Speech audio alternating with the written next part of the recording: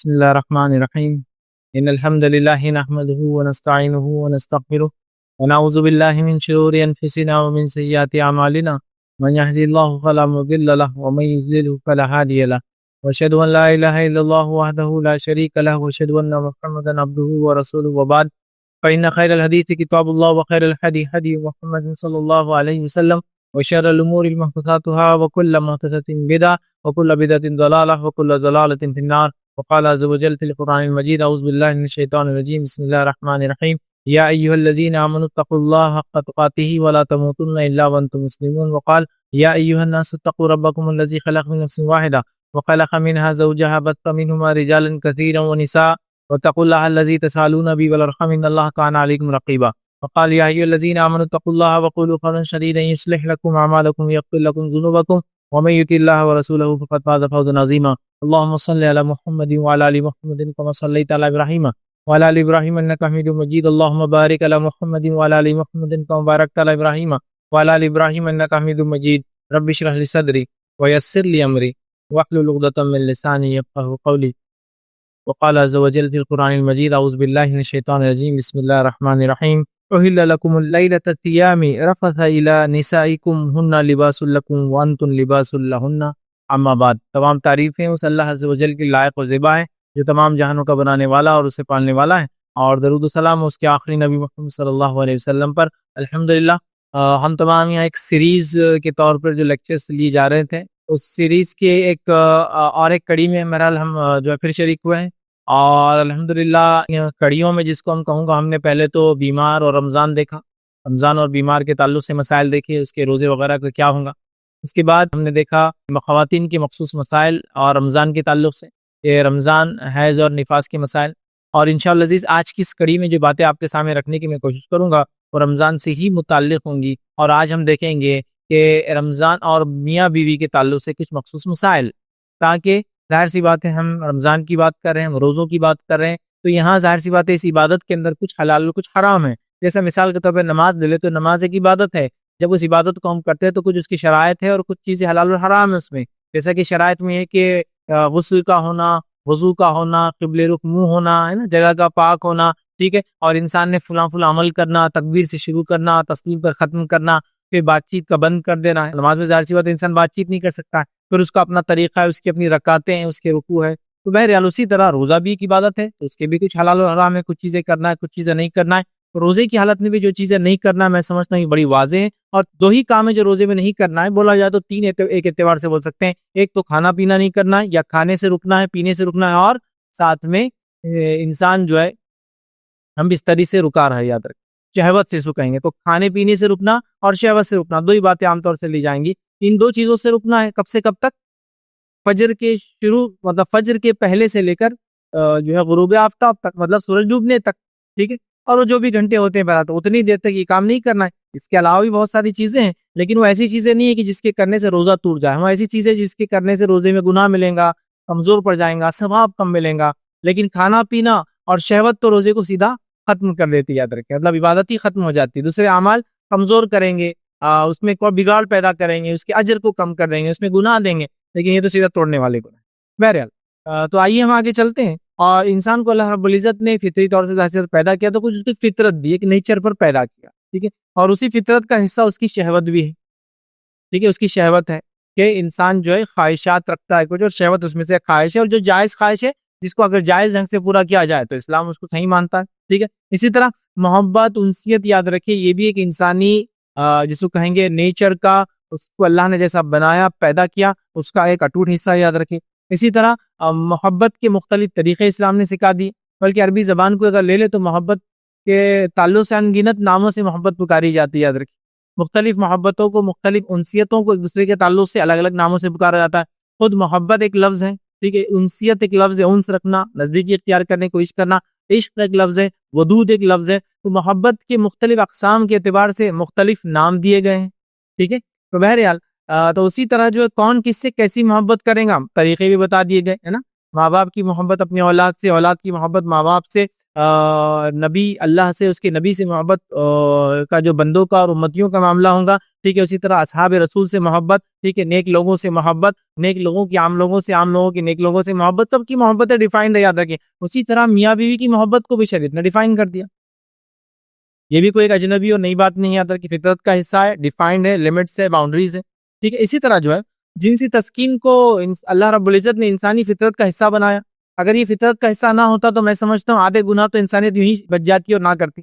حدیث کے اندر الفاظ ہے، جو شخص دو چیزوں کی گواہی دے دے کہ اس کا اس نے صحیح استعمال کیا، اللہ کے رسول صلی اللہ علیہ وسلم فرماتے ہیں میں جنتی ہونے کا اس کے گارنٹر بنتا ہوں، ایک جو اس کی جبڑوں کے بیچ میں اور ایک جو اس کے پیروں کے بیچ میں۔ تو گویا جنس اگر نہ ہوتی تو میں اس لیے کہا کہ آدھے گناہ سے انسان تو یہیں بچ جاتا تھا، ٹھیک ہے۔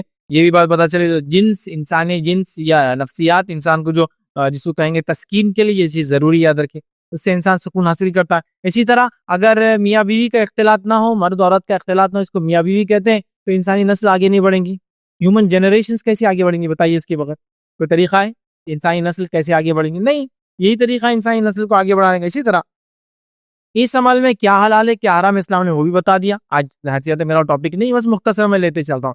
ہم تو چونکہ رمضان سے متعلق میاں بیوی کے تعلق سے دیکھ رہے، نہ کہ عام دنوں میں، ٹھیک ہے۔ تو کیا حلال ہے کیا حرام ہے وہ بھی ہم کو بتا دیا، ٹھیک ہے۔ اسی طرح ہم بستری کیا ہوتی ہے، اس کے مسائل کیا ہوتے ہیں، تمام چیزیں شریعت نے ہم کو بالکل مکمل طور سے کمپلیٹلی اس کو جو ہم کو بتا دیا۔ اسی طرح جو ہے ہم دیکھتے ہیں روزہ جو ہے ایک ایسا عمل ہے جو فجر کے پہلے سے، مطلب فجر شروع ہونے سے پہلے سے شروع ہوتا ہے، مغرب تک چلتا ہے۔ اس کے بیچ میں ہم کو کچھ چیزوں سے منع کیا گیا ہے کہ جس میں کھانا پینا اور شہوت کو پوری کرنا، بس تین چیزوں سے منع کیا گیا ہے، موٹا موٹا دو ہی چیزیں، کھانا پینا ایک کاؤنٹ کر لے، شہوت دوسرا کاؤنٹ کر لے، اس سے ہم کو منع کیا گیا ہے، تب روزہ ہمارا پورا ہوتا ہے۔ اب بہت ساری بار ایک سوال اٹھتا ہے کہ ایسے مسائل کو بنانے کی اور ریکارڈ کرنے کی کیا ضرورت ہے؟ اس کا جواب یہی یاد رکھیے کہ ہر دور میں مختلف میڈیا ہے جس کے ذریعے علم کو پہنچایا گیا، نالج کو جو ڈسیمینیٹ کیا گیا، پھیلایا گیا، پہنچایا گیا، یا جس کو کہیں گے اس کو الگ الگ مختلف جگہوں پر پہنچایا گیا۔ تو ظاہر سی بات ہے ایک زمانہ تھا، لکھنے کا زمانہ تھا، میں سمجھتا ہوں لکھنے کے مقابلے میں زیادہ سننے اور دیکھنے کا زمانہ ہے، اور اتنا زیادہ انسانیت نے کبھی سنا اور دیکھا نہیں ہوگا جتنا اس زمانے میں دیکھ رہی ہے اور سن رہی ہے نا۔ کہ ہم میں سے ایسے اکثر لوگ ہیں جو کتابوں کے قریب بھی نہیں گئے، کچھ طالب علم تو ویسے جن کی مکمل طور سے ایجوکیشن صرف پی ڈی ایفس پہ گزرا ہے، مطلب وہ بکس جو انہوں نے صرف الیکٹرانک فارم میں دیکھے ہیں، جس کی اصل پتہ نہیں کہاں ہے۔ اور میں تو ایسا سوچتا ہوں، ایسا ظن رکھتا ہوں کہ ایک زمانہ آئے گا 50 سال بعد کہ شاید ایک ایک ہارڈ کاپی کسی لائبریری میں ہوں گی، اور اسی کے پورے اسکین پی ڈی ایف اور ٹائپ بکس ہر جگہ پھیلے ہوئے ہوں گے، جس کو اصل دیکھنا ہوں گی تو جائے اور اس لائبریری کو ایکسیس کرے، وہ کتاب دیکھے، معاملہ ختم ہو گیا۔ کیونکہ آج کل تو ہارڈ کاپیز بکس کے آتے بھی نہیں ہیں، آپ کو نیٹ پر پرچیز کے لیے پی ڈی ایفس اور مختلف قسم کے فارمیٹس میں بھی اویلیبل ہو گیا معاملہ۔ تو گویا میڈیا اب بدل رہا ہے، تو اب جہاں ریٹرن میڈیا تھا وہ کم ہو رہا ہے، تو ظاہر سی بات ہے اب الیکٹرانک میڈیا میں خاص طور سے بولنے اور سننے کا چلن ہے، دیکھنے اور سننے کا چلن ہے، لہٰذا اسی لیے ہم نے سوچا کہ ان باتوں کو ریکارڈ کر دیا جائے، تاکہ وہ لوگ جن کی رسائی کتابوں تک نہیں ہے، جن کی پہنچ کتابوں تک نہیں ہے، کتابیں ان کو ملتے نہیں، یہ مسائل ڈھونڈتے ڈھونڈتے پریشان ہو جاتے ہیں۔ اور یہ مسائل کے معاملے میں کتابیں جو لکھی بھی گئی اتنی قدیم زمانے میں لکھی گئی، اور ایسے ایسے الفاظ اس میں استعمال کیے گئے کہ اللہ رحم کرے ان الفاظوں کو یا ان الفاظ کو پوچھنے کے لیے پھر ایک عالم کی ضرورت پڑیں گی، ایک بڑی ڈکشنری کی، یہ الفاظ ہے کیا آخر، اور وہ سمجھانے والا بھی سمجھائیں گا نہیں آسان، سمجھ رہا بات؟ تو لینگویجز بدلتی ہے، تو ظاہر سی بات اب 100 سال پرانی فقہ کی کتاب اٹھا کے آپ مسائل دیکھیں میاں بیوی کے، تو اس فقہ کی کتاب کے ترجمے کے لیے آپ کو پھر علماء لگیں گے، پھر وہ رسائل عام انسان کی اتنی پہنچ اور اتنی ہوتی، پھر وہ منمانی کر کے بولتا چھوڑ دو یہ جو من میں آ رہا وہ کرتے رہو، تو کیوں نہ اس کو ویڈیو فارمیٹ میں ڈال دیا جائے، اسی کی وجہ سے بہرحال یہ کیا گیا۔ اسی طرح جو ہے یہ باتیں ایسی جو ہوتی ہے میاں بیوی کے تعلق سے حیض و نفاس کے مسائل، یہ ایسی باتیں ہیں کہ اوپنلی نہیں ہونا چاہیے۔ ظاہر سی بات ہے جس میڈیا کے تھرو ہم اس بات کو پہنچا رہے ہیں یہ لائیو میڈیا نہیں ہے، یہ ایک ایسا میڈیا ایسا نیوز پیپر ہوتا ہے، یوٹیوب وغیرہ ایک ایسا میڈیا نیوز پیپر جیسا، جب جاؤ وہی خبر پڑی ہوئی ہے، آج کا نیوز پیپر چھپ گیا، آج کی جو تاریخ ہے، تو ظاہر سی بات ہے آپ آج سے 100 سال بعد بھی کھولیں گے تو وہی نیوز پیپر ملتا ہے اور وہی ڈیٹا ملتا ہے، کوئی لائیو چیز بھی نہیں ہے کہ بھائی لائیو لے رہے ہیں اس میں چینجز آ رہے ہیں، ڈال دیا گیا، جس کو پسند ہو وہ کھول کے دیکھے، جس کو نہ پسند ہو وہ بند رہیں گا، جیسے کتابوں میں لکھی ہوئی چیزیں جس کو پسند ہو کھولے پڑھ لے، جس کو نہ پسند ہو کتابیں رکھی اپنی جگہ دھری کی دھری، آپ کی مرضی ہے، ٹھیک ہے۔ تو بہرحال یہ تو کوئی مسئلہ نہیں، اور 1 to 1 لوگ سن رہے ہیں آسانی سے، گھر بیٹھے مسائل کو جان رہے ہیں، اپنی عبادتوں کو مکمل کر رہے ہیں، ٹھیک ہے۔ تو اس کا مقصد یاد رکھیں یہی ہے صرف۔ اسی طرح جو ہے بولنا نہیں چاہیے، پڑھنا چاہیے صرف، تو میں نے بات جواب دے دی کہ پڑھنا بھی آج بہت مشکل ہے، چونکہ جو الفاظ جو ترجمے بہت قدیم ہے اور ان کو سمجھنا بھی آج کل ناممکنات میں سے ہو جاتا ہے، اور اسی طرح جو ہے بہت ساری بار ایسے یہ مسائل لوگوں کی زبان میں اویلیبل بھی نہیں ہوتے۔ چلیے تو ٹھیک ہے، بہت سارے لوگ ہیں جو کامن لینگویج کو سمجھتے ہیں، جیسے ہندوستانی تو انڈین اپنی جو لینگویج بولتے ہیں جو مکس ہے، میں سمجھتا ہوں ہم جو اردو ہندی بولتے ہیں وہ کشمیر سے لے کے کنیا کماری تک سب سمجھ لیتے ہیں، ساؤتھ میں بھی جائے تو کچھ نہ کچھ سمجھ جاتے ہیں. تو یہ ایک ایسی ہر کسی کے ان مسائل کو ان کے الفاظ میں ان کی زبان میں ترجمہ بھی نہیں کیا گیا ہے. ظاہر سی بات ہے یہ چیزیں جب ان تک پہنچ جاتی ہے آسان اور سلیس زبان میں تو ان کے لیے جو ہے فائدہ ہو جاتا ہے. یاد رکھیں، ٹھیک ہے. بس اسی کے تحت یہ تمام چیزیں وہ کی جا رہی ہیں. چلیے آگے بڑھتے ہیں. اور بہت سارے سوالات لوگوں نے پوچھے اور کچھ سوالات پھر ہم نے اس میں جمع کر دیے. تمام چیزیں یہاں حاضر ہے. اس کے علاوہ آپ کے اگر کچھ سوالات ہو تو آپ ہاتھ اٹھائیں اور فوراً جو ہے ان سوالات کو آپ جو ہے پوچھ لیں. ٹھیک، چلیے ہم چلتے ہیں کہ روزے کے تعلق سے کچھ جو سوالات کیے گئے اس میں کچھ باتیں تو تھوڑی کامن دکھیں گی، but related to husband and wife یا ان کے ریلیشن سے ہی، ان کے تعلقات سے ہی کہیں نہ کہیں متعلقہ باتیں ہیں، لیکن اس کو ہم آگے لے کے چلتے ہیں. مختصر سے ہم شروعات کریں گے.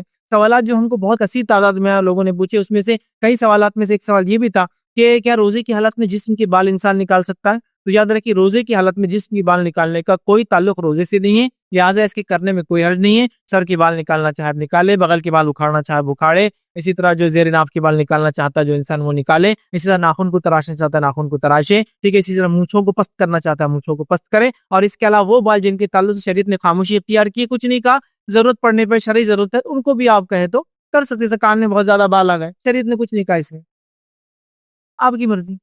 ناک کے بال باہر تک آ جا رہے، شریعت خاموش ہے. آپ کو لگتا بیٹر ہے صفائی کے لحاظ سے، ستھرائی کے لحاظ سے، یو کین گو آن، وہ بھی بہرحال کر سکتے ہیں. اس میں ممانعت کہیں بھی کسی چیز کی یاد رکھیے نہیں، یاد رکھیے، ٹھیک ہے. تو وہ بال جو بتائے گئے کاٹنا ہے، وہ بال جن کو رکھنا ہے وہ بھی بتا دیا شریعت نے، اور وہ بال جو خاموشی اختیار کی ضرورت پڑنے پر ان کو بھی آپ صاف کر سکتے ہیں، اس میں بھی انشاءاللہ عزیز کوئی حرج نہیں، ٹھیک ہے. تو یہ تھی بہرحال بال کے تعلق سے وضاحت کہ روزے کی حالت میں بال صاف کر سکتے ہیں کیا. لوگ سوال کر رہے تھے، ہاں بالکل بال صاف کر سکتے ہیں. اسی طرح روزے کی حالت میں کیا مہندی لگا سکتے ہیں؟ کیونکہ میاں بیوی کے تعلق سے کہہ رہا ہوں تو رمضان میں شادی بھی ہو سکتی ہے. اور روزے کی حالت میں لوگوں نے یہ بھی پوچھا کیا نکاح ہو سکتا ہے؟ ہاں روزے کی حالت میں نکاح ہو سکتا ہے. کچھ لوگوں نے کیا روزے میں کیا نکاح کرنا درست نہیں ہے تو کیا مغرب کے بعد نکاح رکھے؟ نہیں، نکاح روزے میں کیا جا سکتا ہے، مغرب کے بعد کیا جا سکتا ہے، مغرب سے پہلے کیا جا سکتا ہے، عصر کے بعد، ظہر کے بعد، جب چاہے کر سکتے. کوئی اس کے اندر وہ نہیں، آپ کی مرضی ہے، تہجد میں کیجیے آپ، اس میں کوئی حرج نہیں انشاءاللہ، ٹھیک ہے. تو لہٰذا نکاح کرنے میں کوئی اب نکاح ہوگا تو ظاہر ہے مہندی کا مسئلہ ہے تو کیا روزے کی حالت میں مہندی لگا سکتے؟ ہاں شریعت نے آپ کو منع نہیں کیا، جو چاہے وہ مہندی لگا سکتا ہے. اس سے مراد یقیناً میری عورتوں سے ہے، مردوں سے نہیں. ورنہ ہمارے پاس ہم دیکھتے ہیں ہمارے ملک میں مرد بھی جو ہے شادی پہ بیچارے مہندی لگا لیتے ہیں. ٹھیک ہے، ہاں مرد کو کوئی بیماری ہو تو ہاتھ پیر کو مہندی لگا سکتا ہے. سر کے بالوں کو لگانا، داڑھی کو لگانا ہے تو سنت رسول صلی اللہ علیہ وسلم، تو بہرحال وہ تو انسان کر ہی سکتا ہے. لیکن اس کے علاوہ جو مہندی سے میری مراد ہے وہ ہاتھ پر مہندی ہے وہ بالکل لگا سکتے ہیں. رہا معاملہ کیا روزے کی حالت میں سر داڑھی پہ، اس کا کوئی تعلق کھانے پینے سے نہیں، نہ ہی کوئی غذا ہے مہندی، تو بالکل آپ سر پہ مہندی لگائے، داڑھی پر مہندی لگائے، عورتیں ہیں تو ہاتھوں پر مہندی لگائے، پیروں پر مہندی لگائے. شریعت نے اس معاملے میں آپ کو کھلی چھوٹ دی ہے. اسی طرح جو ہے اور روزے کی حالت میں ناخن وغیرہ کاٹنا بالکل اس کی اجازت ہے، اس میں کوئی ممانعت نہیں. یاد رکھے تیل لگانا اس میں بھی کوئی ممانعت، کریمز لگانا اس میں بھی کوئی ممانعت ثابت نہیں. یاد رکھے لہٰذا یہ جائز ہے، آپ یہ کام کر سکتے ہیں، ٹھیک ہے. روزے کی حالت میں کچھ جو ہے دکھ گیا یا دیکھ لیا تو کیا روزہ ٹوٹ جاتا ہے؟ تو روزے کی حالت میں کچھ دکھ گیا یا کچھ دیکھ لیا، اس سے مراد یہ کہ ایسی چیزیں جو دیکھنا نہیں چاہیے تھا وہ دیکھ لیا، ٹھیک ہے، یا پھر کچھ چیزیں جو دیکھنا نہیں چاہیے تھا لیکن دکھ گئی تو کیا روزہ ٹوٹ جاتا ہے؟ جیسا کہ کسی نے کسی کی شرمگاہ دیکھ لی، ایک ڈاکٹر ہونے کے ناطے پیشنٹ کی دیکھی، یا ابھی شوہر ہونے کے ناطے بیوی کی، یا بیوی ہونے کے ناطے شوہر کی دکھ گئی، یا کسی جگہ نظر پڑ گئی، کوئی بچہ یا کوئی بوڑھا تھا جس کو کوئی سمجھ نہیں تھی، عقل نہیں تھی، پاگل تھا، تو اب ایسی چیزوں پہ نظریں پڑ جاتی ہے. تو کوئی چیز پہ نظر پڑ گئی یا دیکھنا جو نہیں چاہیے تھا یا نہیں کرنا چاہیے تھا ہو گیا، اس سے بھی روزے کا انشاءاللہ العزیز کوئی لینا دینا نہیں ہے. روزہ اپنی جگہ بالکل درست ہے، آپ روزے کو کنٹینیو کیجیے، ٹھیک. اسی طرح جو ہے ایک اور سوال لوگوں نے کیا ہے، اگر کوئی چیز انسان روزے کی حالت میں دیکھتا ہے اور دیکھنے کی وجہ سے مطلب یہ چیزیں وہ ہے جو شہوت کے تعلق سے، شہوت مطلب وہ جنسی خواہشات کے تعلق سے، جس کو انگلش میں کہیں گے سیکشول ڈیزائرز کے تعلق سے، ٹھیک ہے. تو ایسی چیز جو دیکھنا نہیں چاہیے تھا روزے کی حالت میں دیکھ لیا، دیکھنے کی وجہ سے شرمگاہ سے کچھ مادہ خارج ہو گیا، جس کو اردو زبان میں کئی الفاظ سے پکارا جاتا ہے، اس کی الگ الگ کیفیتوں کے اعتبار سے میں تفصیلات میں نہیں جاؤں گا، کہ جیسے کہ مثال کے طور پر جو ہے مزی کا نکل جانا، ودی کا نکل جانا، کامن ٹرم سے مطلب شرمگاہ سے کوئی ایسے مادے جو منی نہیں ہوتے ہیں لیکن نکل جاتے ہیں، سوچنے سے، خیال آ جانے سے، غلطی سے دیکھ لیا، نہیں دیکھنا چاہے دیکھ لیا. زمین زمانہ حالات آج کل ایسے چل رہے ہیں جس کے اندر یہ چیزیں بہت کامن ہو چکی، فحاشی، بیائی، برائی وغیرہ دیکھ لیا اور کچھ نکل جائے، یہ لڑکوں کے لیے بھی ہے، لڑکیوں کے لیے بھی ہے، بوڑھوں کے لیے بھی ہے، جوانوں کے لیے بھی ہے، سب کے لیے، مطلب میل فیمیل دونوں کے لیے ایسا کچھ ہو جاتا ہے تو انشاءاللہ العزیز اس کا گناہ تو اپنی جگہ ہے، روزہ کمزور تو ہوں گا لیکن روزہ ٹوٹے گا نہیں، قاصد نہیں ہوگا، اس کا کوئی کفارہ نہیں ہے، اس کی کوئی قضا نہیں ہے، اور اس سے روزہ ٹوٹتا بھی انشاءاللہ عزیز نہیں ہے، یاد رکھیں، ٹھیک ہے، اس بات کو ہم یاد رکھیں، سوائے اس کے کہ اگر کوئی چیز ایسی دیکھ لے اور خواہشات سے دیکھا اور منی نکل جائے، ٹھیک ہے، ایجیکولیشن ہو جائے، تب تو اس کا روزہ گیا، ٹھیک ہے، آگے اس کی تفصیلات انشاءاللہ جائیں گی، اس کو کیا کیا کرنا ہوگا پھر روزہ جب گیا تو وہ انشاءاللہ میں بعد میں رکھتا ہوں۔ اسی طرح آگے بڑھتے ہیں کہ روزے کی حالت میں خواتین کی طرف سے سوال آتا ہے کہ وائٹ واٹر ڈسچارج، لیکوریا جس کو کہتے ہیں، اگر وہ نکل جائے یا اس کے علاوہ کسی اور رنگ کا پانی نکل جائے شرمگاہ سے، اس سے بھی روزے کا کوئی لینا دینا نہیں ہے، روزہ آپ کا بالکل درست ہے، صرف اس کو صاف کیجئے نمازوں سے پہلے، پھر وضو کیجئے، طہارت لیجئے، وضو کیجئے، اپنی نماز پڑھیے، اگر بار بار آتا ہے تو بار بار ہر نماز سے پہلے ایسے ہی کرتے چلے جائیے، انشاءاللہ اس سے روزے کا کوئی تعلق نہیں ہے۔ چلیے آگے بڑھتے ہیں۔ اسی طرح کیا روزے میں جو ہے انسان حقہ پی سکتا ہے؟ بہت سارے لوگوں نے چونکہ میاں بیوی کی کہا تو آج کل حقوق کا ایسا سسٹم ہو چکا ہے کہ لوگ حقوق کامنلی پی رہے ہیں، بلکہ گروپس میں پی رہے ہیں، فیملی گیدرنگ سے پی جا رہی ہے، مرد اور عورتیں مل کر پی رہے ہیں، باپ ماں بیٹا بیٹی سب لوگ، اس کو ایک فیشن سمجھا جا رہا ہے۔ یاد رکھیے یہ ایک صحیح چیز تو بالکل بھی نہیں ہے، نہ ہی پسندیدہ ہے، نہ ہی صحیح ہے، بلکہ اس کی عادتیں اور اس کی برائی، اس کا جو کلچر ہے، یہ کلچر انسان کو صرف برائی کی طرف لے جاتا ہے۔ کوئی یہ نہیں بول سکتا حقہ پیتے پیتے میں دین پر آ گیا، نہیں ہو سکتا ہے۔ حقہ پیتا پیتا میں جو ہے پبز اور کلب میں جانا تو شروع کر دیا، حقہ پیتے پیتے ہمارے گھروں میں برائیاں گھس گئی، حقہ پیتے پیتے اب ہمارے گھر کی عورتیں بھی سگریٹ ساتھ میں پی رہی، اور ہوا حقہ پینے والی قومیں اب سگریٹ بھی ساتھ پیتی ہے۔ مثال نہیں دینا چاہتا ہوں، ایسے مسلم ممالک ہے جس کے اندر مرد اور عورتیں دونوں سگریٹ پیتی، مسلم ممالک کے ممالک ہے، ادھر یہ کامن ہو چکا ہے، وہ حقے نہیں، ان کو شروعات کر کے سگریٹ پہ لے جا کر اب چھوڑ دیا، اور شاید یہاں بھی معاملہ رکنے والا نہیں، اللہ ہی رحم کرے۔ بہرحال تو یہ درست نہیں آتا۔ اسی طرح روزے کی حالت میں سونوگرافی کے تعلق سے لوگوں نے بار بار سوال کیا، سونوگرافی خاتون کرا سکتی ہے؟ چونکہ میاں بیوی کے مسائل دیکھ رہے ہیں تو اولاد کی پیدائش بھی اسی کا ایک پارٹ ہے، ظاہر سی بات ہے خاتون سونوگرافی کرا سکتی ہے۔ سونوگرافی سے روزے کا کوئی لینا دینا نہیں ہے۔ سونوگرافی کی کچھ ڈیوائسز جو کبھی کبھی شرمگاہ کے اندر بھی ڈالے جاتے ہیں، اس سے روزے کا انشاءاللہ کوئی لینا دینا نہیں ہے، آپ کا روزہ بالکل درست ہے۔ ایم آر آئیز کرانا، بلڈ ٹیسٹ کرانا، یورین ٹیسٹ کرانا، اسی طرح آلات کا مختلف جسم میں مختلف جگہوں سے داخل کرنا، اس سے انشاءاللہ روزہ نہیں ٹوٹتا، سوائے اس کے کہ اس میں غذائیات کھانے پینے کا معاملہ نہ ہو، تو انشاءاللہ اس میں کوئی حرج نہیں یاد رکھ۔ اسی طرح حائضہ عورت کے تعلق سے بھی لوگوں نے سوال کیا کہ وہ شرم کے مارے کھانا نہیں کھاتی، حالانکہ حیض کے سے روزہ نہیں لگتی لیکن کھانا بھی نہیں کھاتی، بڑا عجیب معاملہ ہے۔ اللہ رب العزت نے ڈھیل دے دی اور چھوٹ دے دی کہ اب روزہ اس کو نہیں رکھنا ہے، جب روزہ نہیں رکھنا ہے تو اس کو کھانا ہے، جب کھانا ہے تو بولے وہ شرم کے مارے کھا رہی نہیں۔ ظاہر سی بات ہے، دیکھیے کچھ چیزوں کو میں نے کہا نا ہم کو ڈیسائیڈ کون پوچھیں گا اس سے وہ کیوں نہیں کھا رہی؟ وہی پوچھیں گا جو چھوٹا ہے، اس سے عمر میں بچہ ہے، اس کو معلوم نہیں کہ یہ عورت اس کی ماں ہے، اس کی بہن ہے، کیوں کھا رہی ہے، تو اس کو جسٹ اس کو ایکسپلین کرنا ہے، اس کو کھل کر نہیں بتانا ہے۔ لیکن میں نے بتایا تھا اس سے پہلے بھی، اشارے کنارے میں سارے کام ہو جاتے ہیں، صرف ان کو یہ بولنا ہے کہ میری طبیعت ٹھیک نہیں ہے اس لیے میں روزہ نہیں رکھی ہوں، اور بیمار کے لیے روزہ چھوڑنا جائز ہے، مسافر کے لیے روزہ چھوڑنا جائز ہے، اور حیض اور نفاس بیماری کی کیفیت ہے۔ سمپل، صرف اتنا کہنا بیٹے آج میں بیمار ہوں تو نہیں رکھ رہی ہوں۔ نہیں اب کیا بولیں گے، اب آپ بھی سب سوچ لے رہے۔ اس کی مثال دیتا ہوں، جیسے کہ ایک بچہ آیا والدین کے پاس، ماں باپ کے پاس، اور آ کے پوچھ لیا امی سیکس کیا ہوتا ہے؟ ماں بالکل بھنک گئی ہے، ایسے گندے سوالات، اس کو دو چار جھاپڑ لگا دیے، باپ نے ہکال دیا، بولا بدتمیز فلاں فلاں فلاں، بیچارہ چلا گیا۔ دوسرے دن اسکول چلا گیا، تیسرے دن اسکول سے آیا تو کہا اسکول میں آج بہت ڈانٹ پڑی۔ کیوں؟ تو بولے اسکول میں بولے کہ وہ جو بھر کے لاؤ بولے تھے ہم نے کالم، تم نے بھر کے نہیں لائے، فل ان دا بلینکس۔ کیا تھا فل ان دا بلینکس؟ جسٹ دیکھیے اتنا کامن ہے کہ میل ہے یا فیمیل ہے، جینڈر، اور جینڈر کے لیے کیا لکھا ہوا تھا بکس میں؟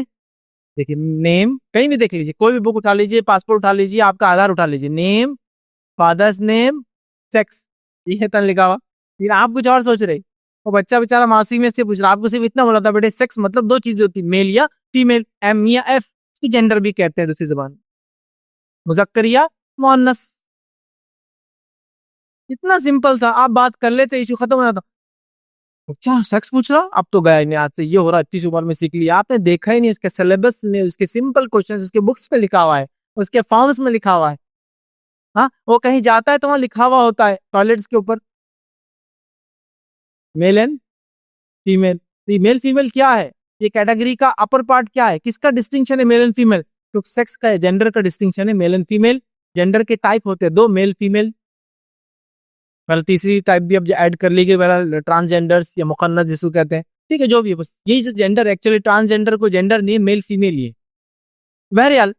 اور کیا تھا؟ اتنا ہی سمپل تھا، ٹھیک ہے۔ تو لہٰذا حائضہ عورت روزہ تو نہیں رکھتی ہے، لیکن شرماتی ہے کہ لوگ کیا بولیں گے کھا رہی ہو، تو اتنا اس کو کہنا میں بیمار ہوں، اور بیمار روزہ نہیں رکھتا تو بیٹے مسافر اور بیمار روزہ نہیں رکھتے، تو مما بیمار ہے، باجی بیمار ہے، دادی بیمار ہے، پھوپھو بیمار ہے، خالہ بیمار ہے، اس لیے روزہ نہیں رکھی۔ اب آپ کو بولنا نہیں ہے، نیا تماشا آپ کی کمزوری بول کے شریعت چھوٹ دے رہی ہے کھاؤ پیو، تو آپ ایک نئے مسئلے میں لگے ہوئے۔ یہ سب تب ہوتا ہے جب ہم سمجھتے نہیں، چیزوں کو ڈیفائن نہیں کرتے، کلچر ہم پہ اتنا حاوی ہو جاتا ہے کہ شریعت دب جاتی اس کے نیچے۔ ہم پہ آج اسلامی کلچر نہیں، شریعت ہم پہ حاوی نہیں، کلچر، ہمارا سماج اتنا حاوی ہے، سماج جو ڈیفائن کرتا ہے وہی ہم کرتے ہیں۔ یہ افسوس کی بات ہے یاد رکھیے، ہم کو کلچر کو نہیں بلکہ اسلام کو اپنے سے اوپر مقدم اور اوپر رکھنے کی کوشش کرنا چاہیے۔ لہٰذا روزہ نہیں ہے تو وہ کہے کہ میں بیمار ہوں بیٹا اس لیے میں روزہ نہیں رکھتی ہوں، انشاءاللہ اچھی ہو جاؤں گی تو روزہ رکھ لوں گی، ٹھیک ہے۔ آگے بڑھتے ہیں۔ اسی طرح جو ہے کیا روزے کی حالت میں نکاح جائز ہے یا مغرب کی یاد کرے؟ بالکل روزے کی حالت میں نکاح جائز ہے، مغرب کی یاد کرنے کی آپ کو ضرورت نہیں ہے، ٹھیک ہے۔ آرام سے آپ کبھی بھی کیجئے، پورے روزے کی حالت میں فجر کے بعد رکھیے، کبھی بھی۔ نکاح کا ویسے بھی کوئی ٹائم شریعت میں ڈیفائن نہیں ہے، آپ کبھی بھی نکاح کر سکتے ہیں۔ ہمارے پاس غلط فہمی ہے کہ نکاح عصر کے بعد مغرب سے پہلے ہونا، اگر دن بدل گیا تو پھر نکاح نحوست بھرا ہو جاتا ہے اور ٹوٹنے کے چانسز زیادہ ہائی ہوتے ہیں۔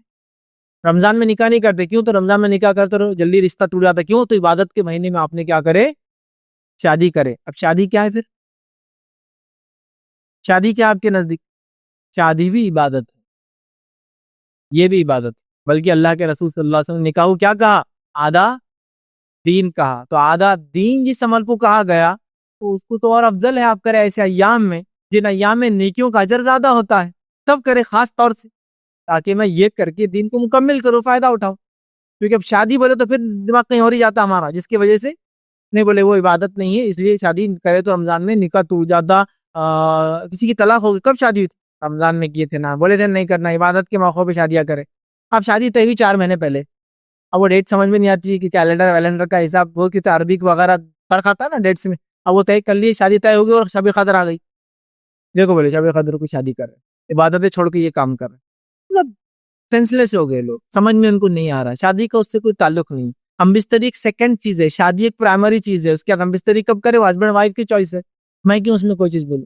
لیکن بس وہ ہر چیز جا کے کہیں نہ کہیں، کیونکہ ایک ہر چیز کے پیچھے کچھ نہ کچھ نوماز ہے، مس نوماز ہے، مس کنسپشنس ہے، اور کیا کیا بولوں اس کے علاوہ غلط دھارنا ہے، وہ سب اٹیچ ہو کر کیا کرتی، ایک جائز اور حلال عمل کو بھی ناجائز اور حرام کے درجے تک لے کے چلے جاتی، جو آج ہمارے پاس ہو رہا ہے، ٹھیک ہے۔ تو بہرحال تو اس میں کوئی حرج نہیں۔ اسی طرح روزے کی حالت میں جو ہے گندے خیالات، شہوانی خیالات کسی کو آ رہے ہیں، اور یہ وسوسوں کی وجہ سے ہو رہے ہیں۔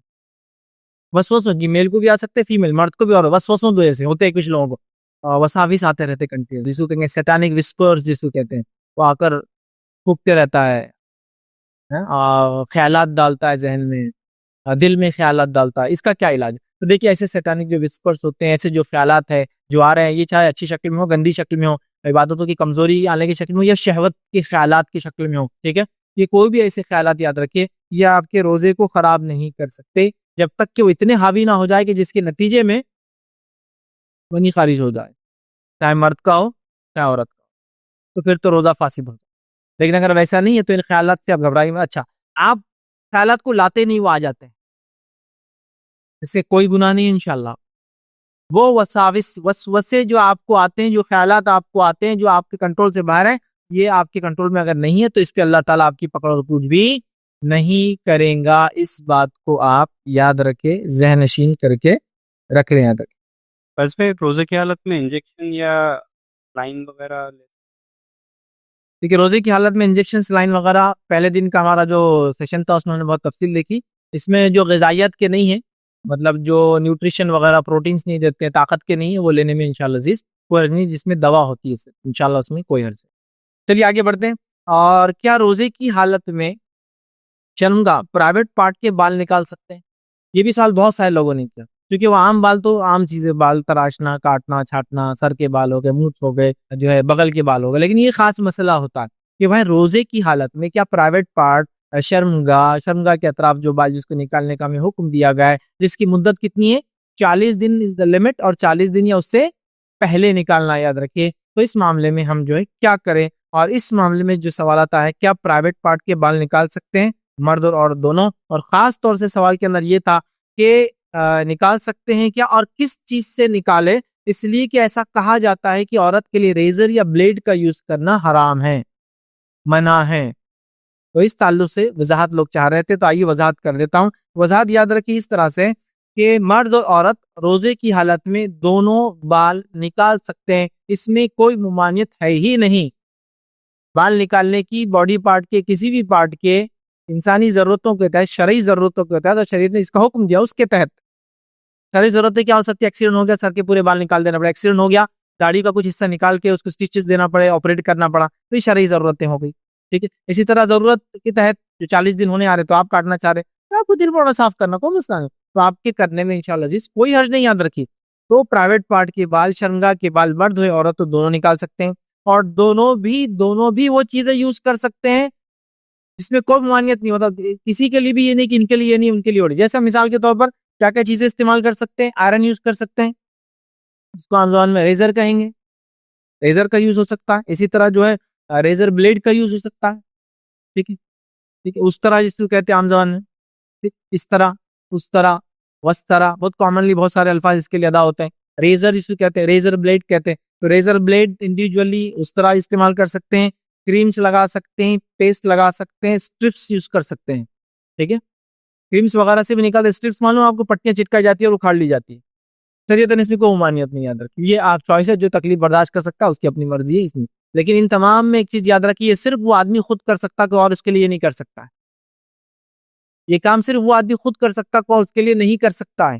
اس کی وضاحت میں اس لیے کر رہا ہوں کہ آج کل بہت مسائل ہو چکے ہیں اور بیوٹی پارلر کے نام پہ لوگ بہت ساری چیزیں غیر غلط کر رہے ہیں، جس میں نتیجہ کہ یہ بھی ہے کہ اسٹرپس کے ذریعے بالوں کا نکالنا بیوٹی پارلر جا کے، تو کوئی اور نہیں کر سکتا، یہ آپ کو ہی کرنا اگر کرنا ہے، ٹھیک ہے۔ یہ سب جائز ہے، لیکن اس میں مستحب کیا ہے؟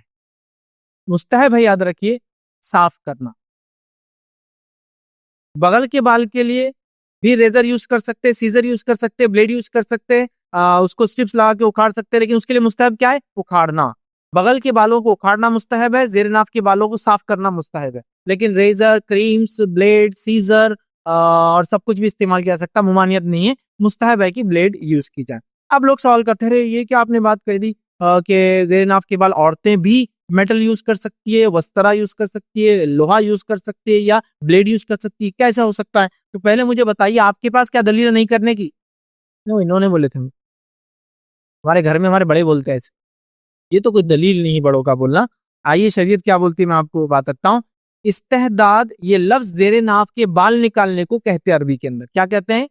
استحداد، یہ زیر ناف کے بال نکالنے کو عربی میں کہتے ہیں، اور استحداد اسے اس لیے کہتے ہیں کہ اس کے اندر حدید کا یوز ہوتا ہے، لوہے کا یوز ہوتا ہے، اور یہ دونوں کے لیے یوز ہوتا ہے، ایسا نہیں کہ میل کے لیے استعداد، فیمیل کے لیے کچھ اور، دونوں کے لیے سیم استعداد، مطلب حدید کے ذریعے بالوں کو صاف کرنا، ٹھیک ہے۔ آئیے حدیث بھی سن لیجیے، صحیح بخاری کی روایت ہے، نبی اکرم صلی اللہ علیہ وسلم کے زمانے کا واقعہ ہے۔ نبی اکرم صلی اللہ علیہ وسلم نے جابر رضی اللہ عنہ کو حکم دیا جب اپنے گھر کی طرف جا رہے تھے، اور یہ حدیث میں بیان کیا اور فرمایا، کہا جب تو رات کے وقت آئے تو اپنی اہلیہ کے پاس نہ جا حتیٰ کہ وہ عورت جس کا خاوند اس سے دور ہو، مطلب صحابہ وغیرہ سفر کرتے تو مہینے 2 مہینے دور ہوتے، تو آپ فرمارے گھر پر اطلاع بھیجنا چاہیے، ڈائریکٹ شوہر کو نہیں جانا چاہیے، اور کیا فرمارے کہ جس کا شوہر رات کو گھر واپس آئے تو وہ اس کی اہلیہ کے پاس نہ جائے حتیٰ کہ وہ عورت جس کا خاوند اس سے دور ہوا تھا وہ لوہے کا استعمال کر لے، وہ لوہے کا استعمال کر لے، یعنی زیر ناف کے بال نکال لے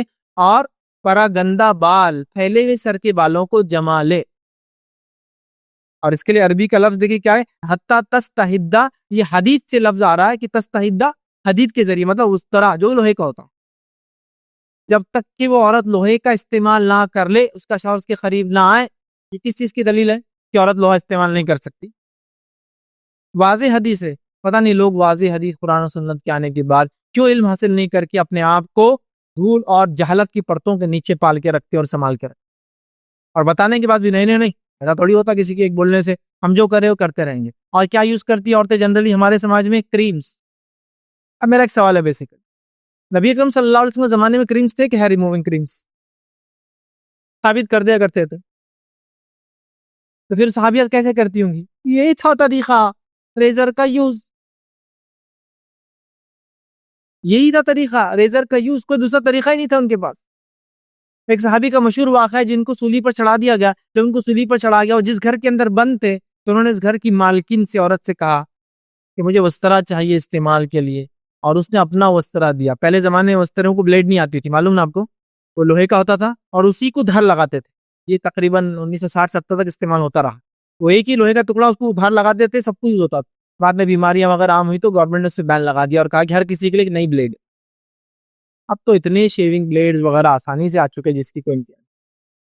تو اس زمانے میں تو یہ کریمز نہیں تھے, اسٹرپس نہیں تھے, کھینچ کے نکالنے کا طریقہ نہیں تھا. پھر یہی تھا طریقہ, اس لیے حدیث کے اندر لفظ جو ہے تستحدا, جب تک کہ وہ لوہے کا استعمال نہ کر لے پھر میں اور آپ کون ہوتے یہ بولنے والے نہیں. اور کریمز اور یہ جو پیسٹ اور اسٹرپس ہوتے ہیں نا, یاد رکھیے بہت نقصان دہ ہے, میری بات کو یاد رکھیے, بہت نقصان دہ, جلد کو کالا کر دیتے ہیں. اور آلریڈی وہ ایک سینسیٹیو اسکن ہے, اس کے اندر ایسی چیزوں کا استعمال اگر کرتے بھی ہے کوئی تو بہت مہنگی والے استعمال کو. کریم سے بیٹر میں کہوں گا پھر سیزر کا یوز کریں.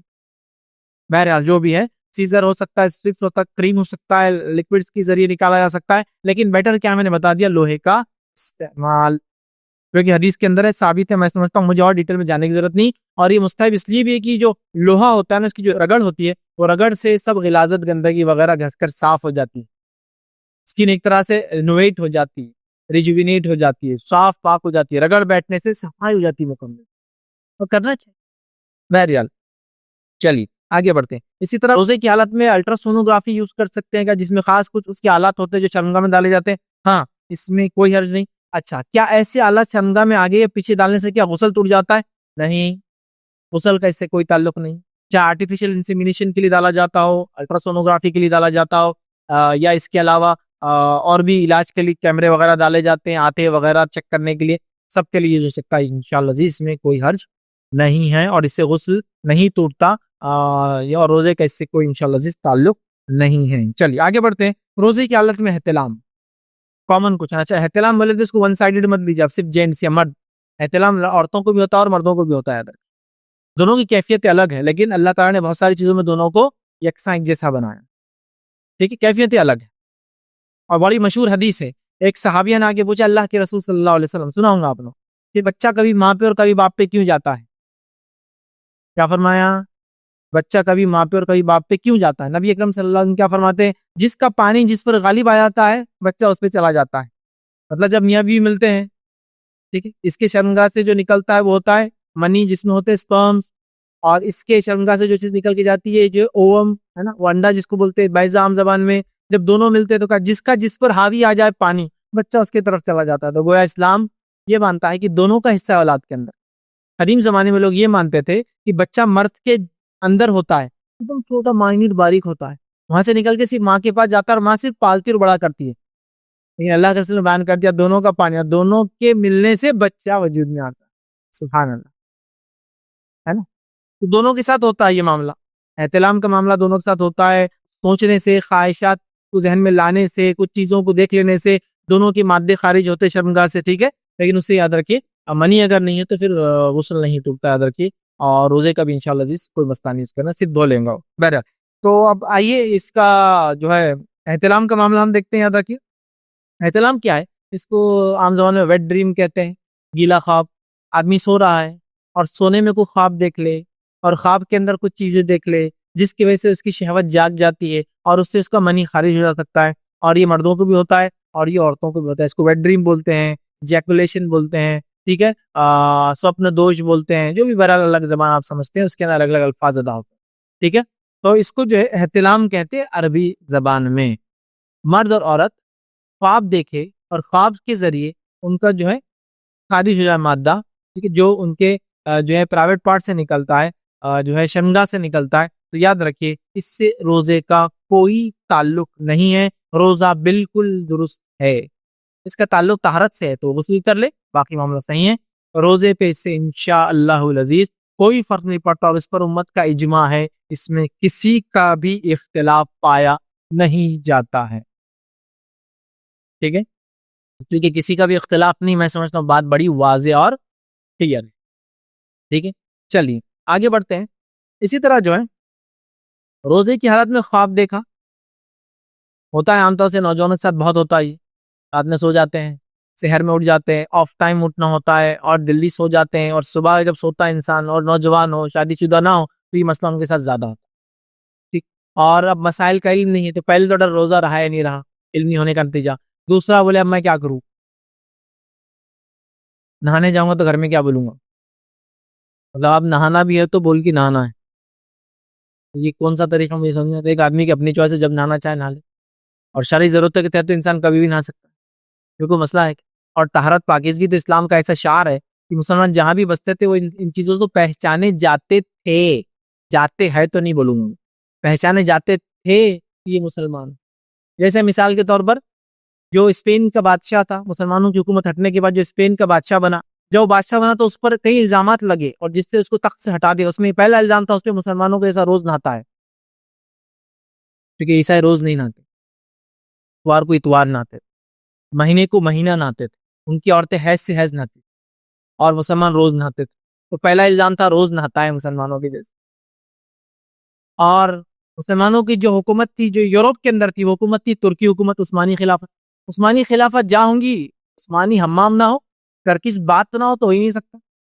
ٹرکش بات تو اتنے مشہور ہے دنیا میں، یہ الگ بات ہے کہ اس میں بیاہی داخل ہو چکی، آج کل کے لوگ برہنہ نہاتے ہیں، لیکن اگر وہ چیز نکال دی جائے تو ٹرکش بات کیا ہوتے تھے، جہاں ترکی حکومت تھی ہر کونے پہ جتنے طہارت خانے آج کنٹریز میں نہیں ملتے اتنے وہ حمام بناتے تھے، حمام جہاں آپ جاؤ اپنے کپڑے اتارو بالکل نہاؤ، گرم اور ٹھنڈے پانی کی سہولت، مساج کرنے والے بیٹھے ہوتے تھے، فیس کے پانی میں نہانا ہے، صرف مطلب کوئی لکوڈ میں خاص نہانا ہے، کوئی جڑی بوٹی کے اس میں نہانا ہے، تیل میں نہانا ہے، فلاں نہانا ہے۔ ٹرکش بات بولے تو آج بھی ایک لگژری ہے، یاد رکھیے، لگژری ہے، ترکی حمام بولتے ہیں، مسلمانوں کی پہچان تھی صاف صفائی۔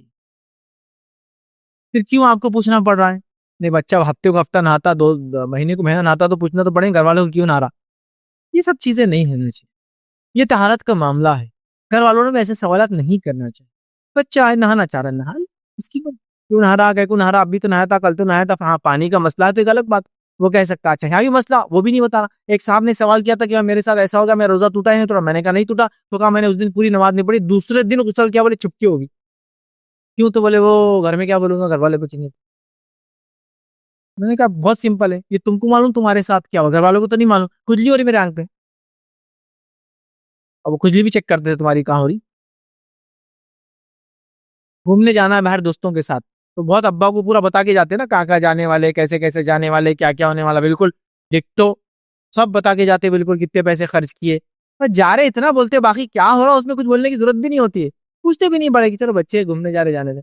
سمجھ رہے ہیں آپ بات کو، جب باقی دنیا میں کرتے ہو دین کے لیے بھی آپ بول سکتے بس نہانا تھا مجھے، ہاں وہ احترام تو ہوا، کھجلی بھی ہو رہی تھی، آپ کیوں نہیں ہوتی، آدمی کھجلی تو اتنا نیچرل ہے، کبھی بھی ہوتی ہے انسان کی، اور غیر شعوری طور سے آدمی دیکھ کے باتیں کرتے کرتے، ہاں کیا بول رہے تھے، چالو ہے، تو ایسا جھوٹ بھی نہیں ہے اس کے اندر، کچھ بھی ہو سکتا ہے، بٹ بہرحال تو احتلام ہو جائے، آپ غسل لے لیں، اس سے روزے کا انشاءاللہ کوئی تعلق۔ اچھا آپ انسان سویا، خواب دیکھا، خواب سے اٹھ گیا، شہوت والا خواب تھا، اس کو لگا احتلام ہو گیا ہوں گا، لیکن جب اٹھا تو کچھ بھی نہیں دکھا، منی وغیرہ خارج ہوئی نہیں دکھی، اس کا مطلب اس کو کچھ بھی نہیں ہوا، اس کو غسل کی ضرورت نہیں ہے، یہ معاملہ مرد کے ساتھ بھی ہو سکتا ہے اور عورتوں کے ساتھ بھی ہو سکتا ہے، اس میں کوئی نہیں، تو اس کو غسل کی ضرورت نہیں، صرف دیکھنے سے خواب میں نہیں بلکہ منی کا نکلنا ضروری، یاد رکھے ایجیکولیشن۔ اسی طرح روزے کی حالت میں مزی، ودی، منی خود سے اگر نکل جائے تو اس سے روزے کا کوئی تعلق نہیں ہے، روزہ انشاءاللہ اس سے نہیں ٹوٹتا۔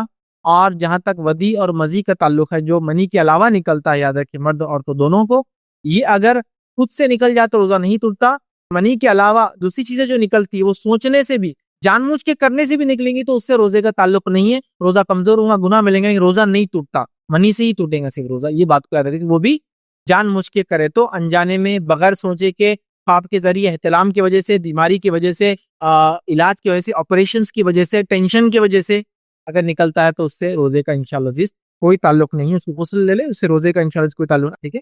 اسی طرح اب روزہ جن چیزوں سے ٹوٹتا ہے وہ کیا ہے وہ دیکھ لیتے ہیں، اور اس میں ہمارا جو آج کا میاں بیوی کے معاملات ہے وہ بھی آ رہے ہیں، اور میں نوجوانوں سے شروع کیا، میں نے نوجوانوں کے مسائل لے لیا، میاں بیوی کی مسائل بھی اس میں آ رہے تھے، تو میں نے سوچا ایک ہی اس میں سب ٹاپک کور ہو جاتے ہیں پورے۔ آئیے، روزہ جن چیزوں سے ٹوٹ جاتا ہے وہ کون کون سی، یاد رکھیے، کھانے پینے سے روزہ ٹوٹ جاتا ہے، مطلب پہلا پوائنٹ کھانا پینا، اور دوسرا شہوت کی وجہ سے روزہ ٹوٹ جاتا ہے، اور شہوت، خالی شہوت، شہوانی خواہشات آنے سے، سوچ سے نہیں، شہوت کرنے سے روزہ ٹوٹ جاتا ہے، دو ہی چیزیں روزہ ٹوٹ جاتا ہے، دو چیزوں سے روزہ ٹوٹ جاتا ہے، پہلا کھانے پینے سے، وہ بھی جان بوجھ کے، یہ بات تو سب کو سمجھ میں آتی، بولنے کی ضرورت ہے، پھر بول دے رہا ہوں. جان مجھ انجانے میں کھانے سے روزہ نہیں توڑ. اور شہوت جان مجھ کے، خواب میں شہوت احتلام ہو گیا، سوچ آ گئی کچھ، وہ اسی کنٹرول میں نہیں تھی، جس سے اس کا جو ہے منی چھوڑ کے کچھ خارج ہو گیا، تو اس پہ انشاءاللہ غسل واجب نہیں ہے. سمجھ رہے بات؟ بہرحال اب شہوت یاد رکھیے اور کھانا پینا، دو چیزوں سے روزہ ٹوٹ جاتا ہے. شہوت میں دو چیزیں ہیں، ایک ہے میاں بیوی کا معاملہ، ہم بستری کے ذریعے شہوت، اور ایک ہے خود لذتی جس کو بولتے ہیں، ماسٹربیشن جس کو بولتے ہیں انگلش. یہ دو ہے شہوت کے اندر، دو چیزیں ہیں. ایک میاں بیوی کا آپس میں شہوت کر لینا، ہم بستری کر لیں، روزے کے آگ میں سیکس کر لینا. سیکنڈ، ایک آدمی خود سے یہ کام کرے، خود لذتی بولتے ہیں اس کو عام زبان میں، مستزنی بولتے ہیں، ماسٹربیشن بولتے ہیں، اور یہ دونوں کے ساتھ ہوتا ہے. یاد رکھ، یہ بھی ایسا کوئی عمل نہیں کہ صرف مرد کرتے ہیں، یہ لڑکوں کے لیے، دونوں کے لیے مسئلہ. اگر یہ دونوں بھی عمل، میاں بیوی ہم بستری کر لے، یا کوئی مرد یا عورت خود لذتی حاصل کر لے، دونوں کا روزہ ٹوٹ جائیں گا. یاد رکھ، اب ٹوٹیں گا تو دونوں کی معاملہ جو ہے کیا کیا کرنا ہے، دونوں کے الگ ہے.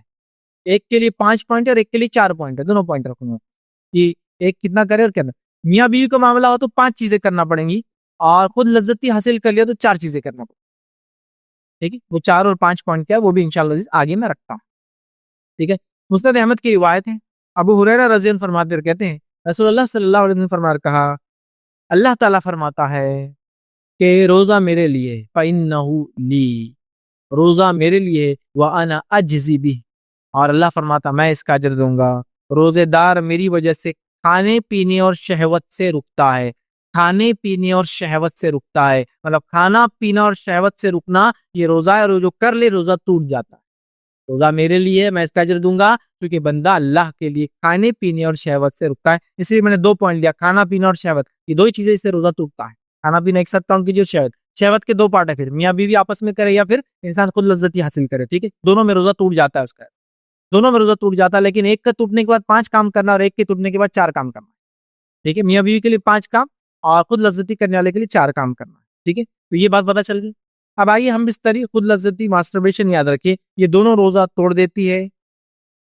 اگر روزے کی حالت میں مستزنی کی تو روزہ ٹوٹ گیا. یہ اکبر الکبائر میں سے گناہ ہے، یہ بہت بڑے گناہوں میں سے گناہ ہے، کیونکہ اس نے ایک فرض عبادت کو توڑا. فرائض کو چھوڑنا کبیرہ گناہ ہے، اور ان کے اندر جان مجھ کے چھوڑنا اکبر الکبائر ہو جاتا ہے، گناہ.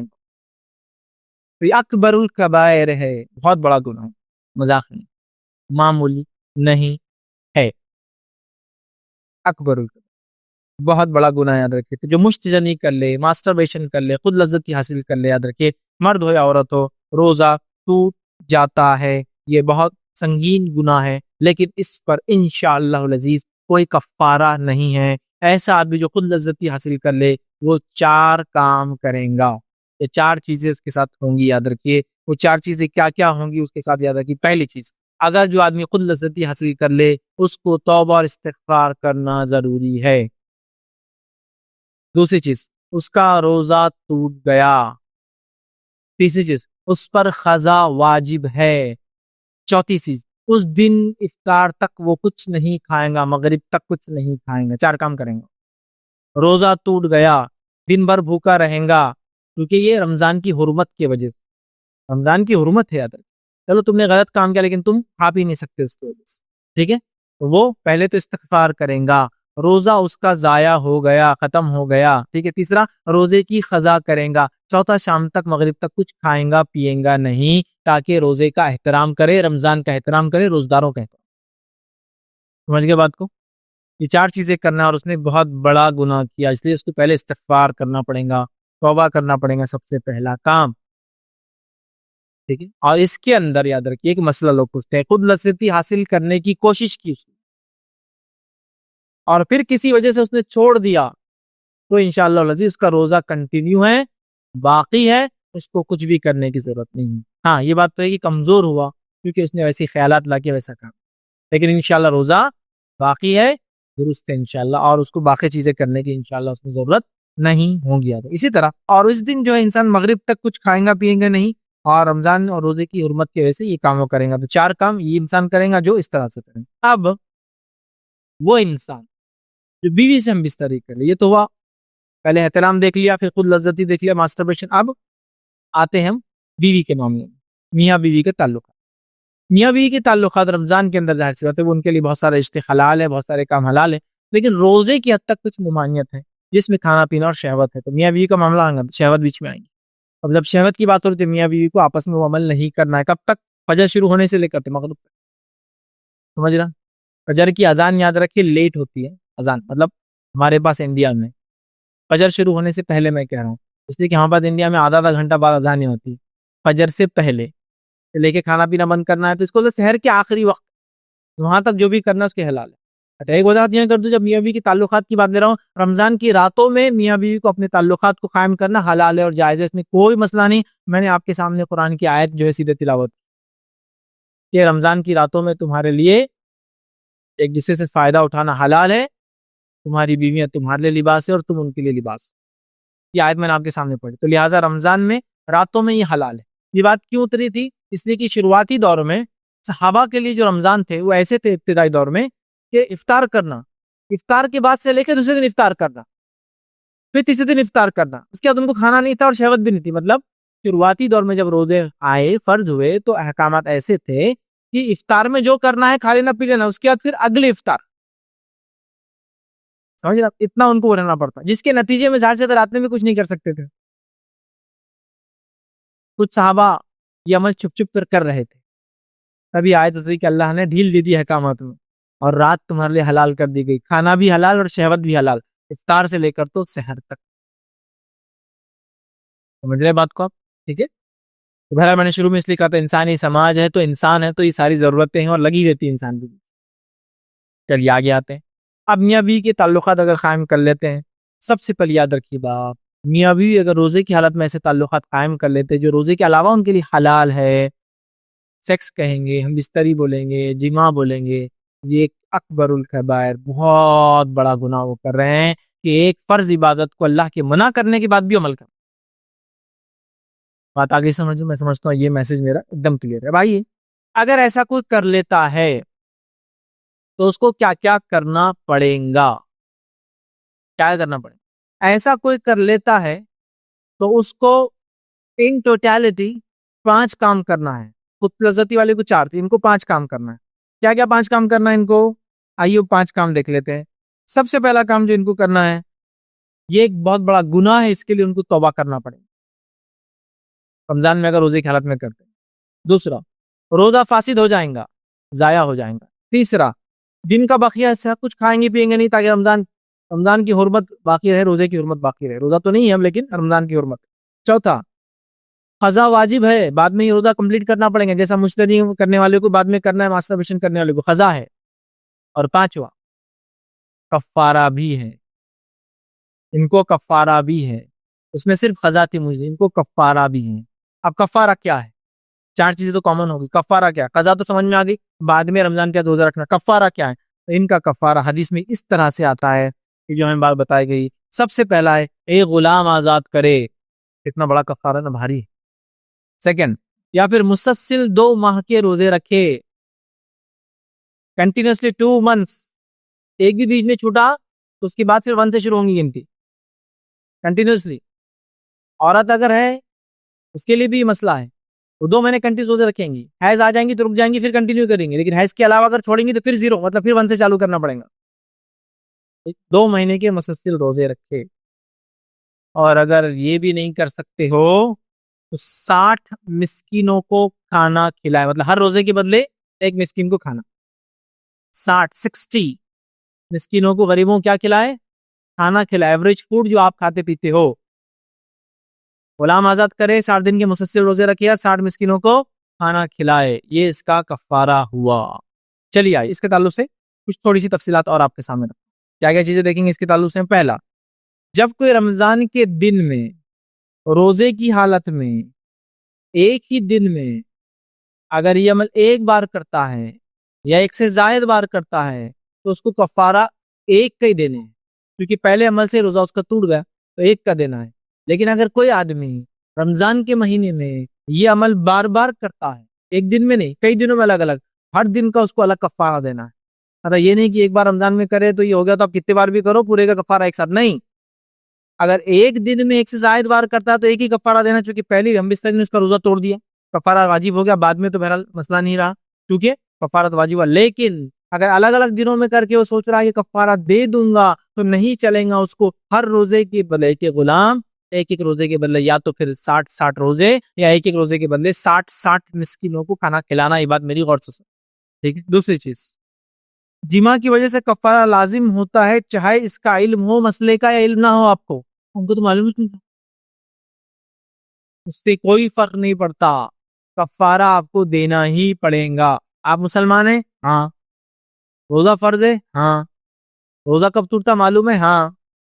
پھر جب معلوم تھا، جب ٹوٹا تو کچھ نہ کچھ تو سزا ہوں گی نا، پینلٹی، تو یہ ہے، سمجھا؟ تو بہرحال تو آپ کو معلوم ہو یا نہ معلوم ہو، آپ کو ادا کرنا پڑے گا کفارہ۔ تیسری چیز، بیوی بھی اگر راضی تھی اس عمل میں تو اس کو بھی کفارہ دینا ہے۔ بہت سے لوگ سمجھے صرف مرد دے دے تو کافی نہیں، تو اگر میاں بیوی نے دونوں نے کی رضامندی سے تو یہ بھی 60 کو کھلائیں گا، یا تو یہ غلام آزاد کریں گا، یہ بھی یہ غلام آزاد کریں گی، یا تو یہ 2 مہینے کے روزے رکھیں گا یا یہ 2 مہینے کے روزے رکھیں گی، یا یہ 60 مسکینوں کو کھانا کھلائیں گے اور یہ بھی 60 مسکینوں۔ اگر تینوں میں سے کوئی ایک کام دونوں کو کرنا ہے تو پتا چلا آپ 60 دن کے روزے تو نہیں رکھ سکتے، غلام کا سسٹم ہی نہیں رہا، تو اب کیا کرنا ہے؟ مرد 60 مسکینوں کو کھلائیں گے، عورت بھی 60 مسکینوں کو کھانا کھلائیں گی۔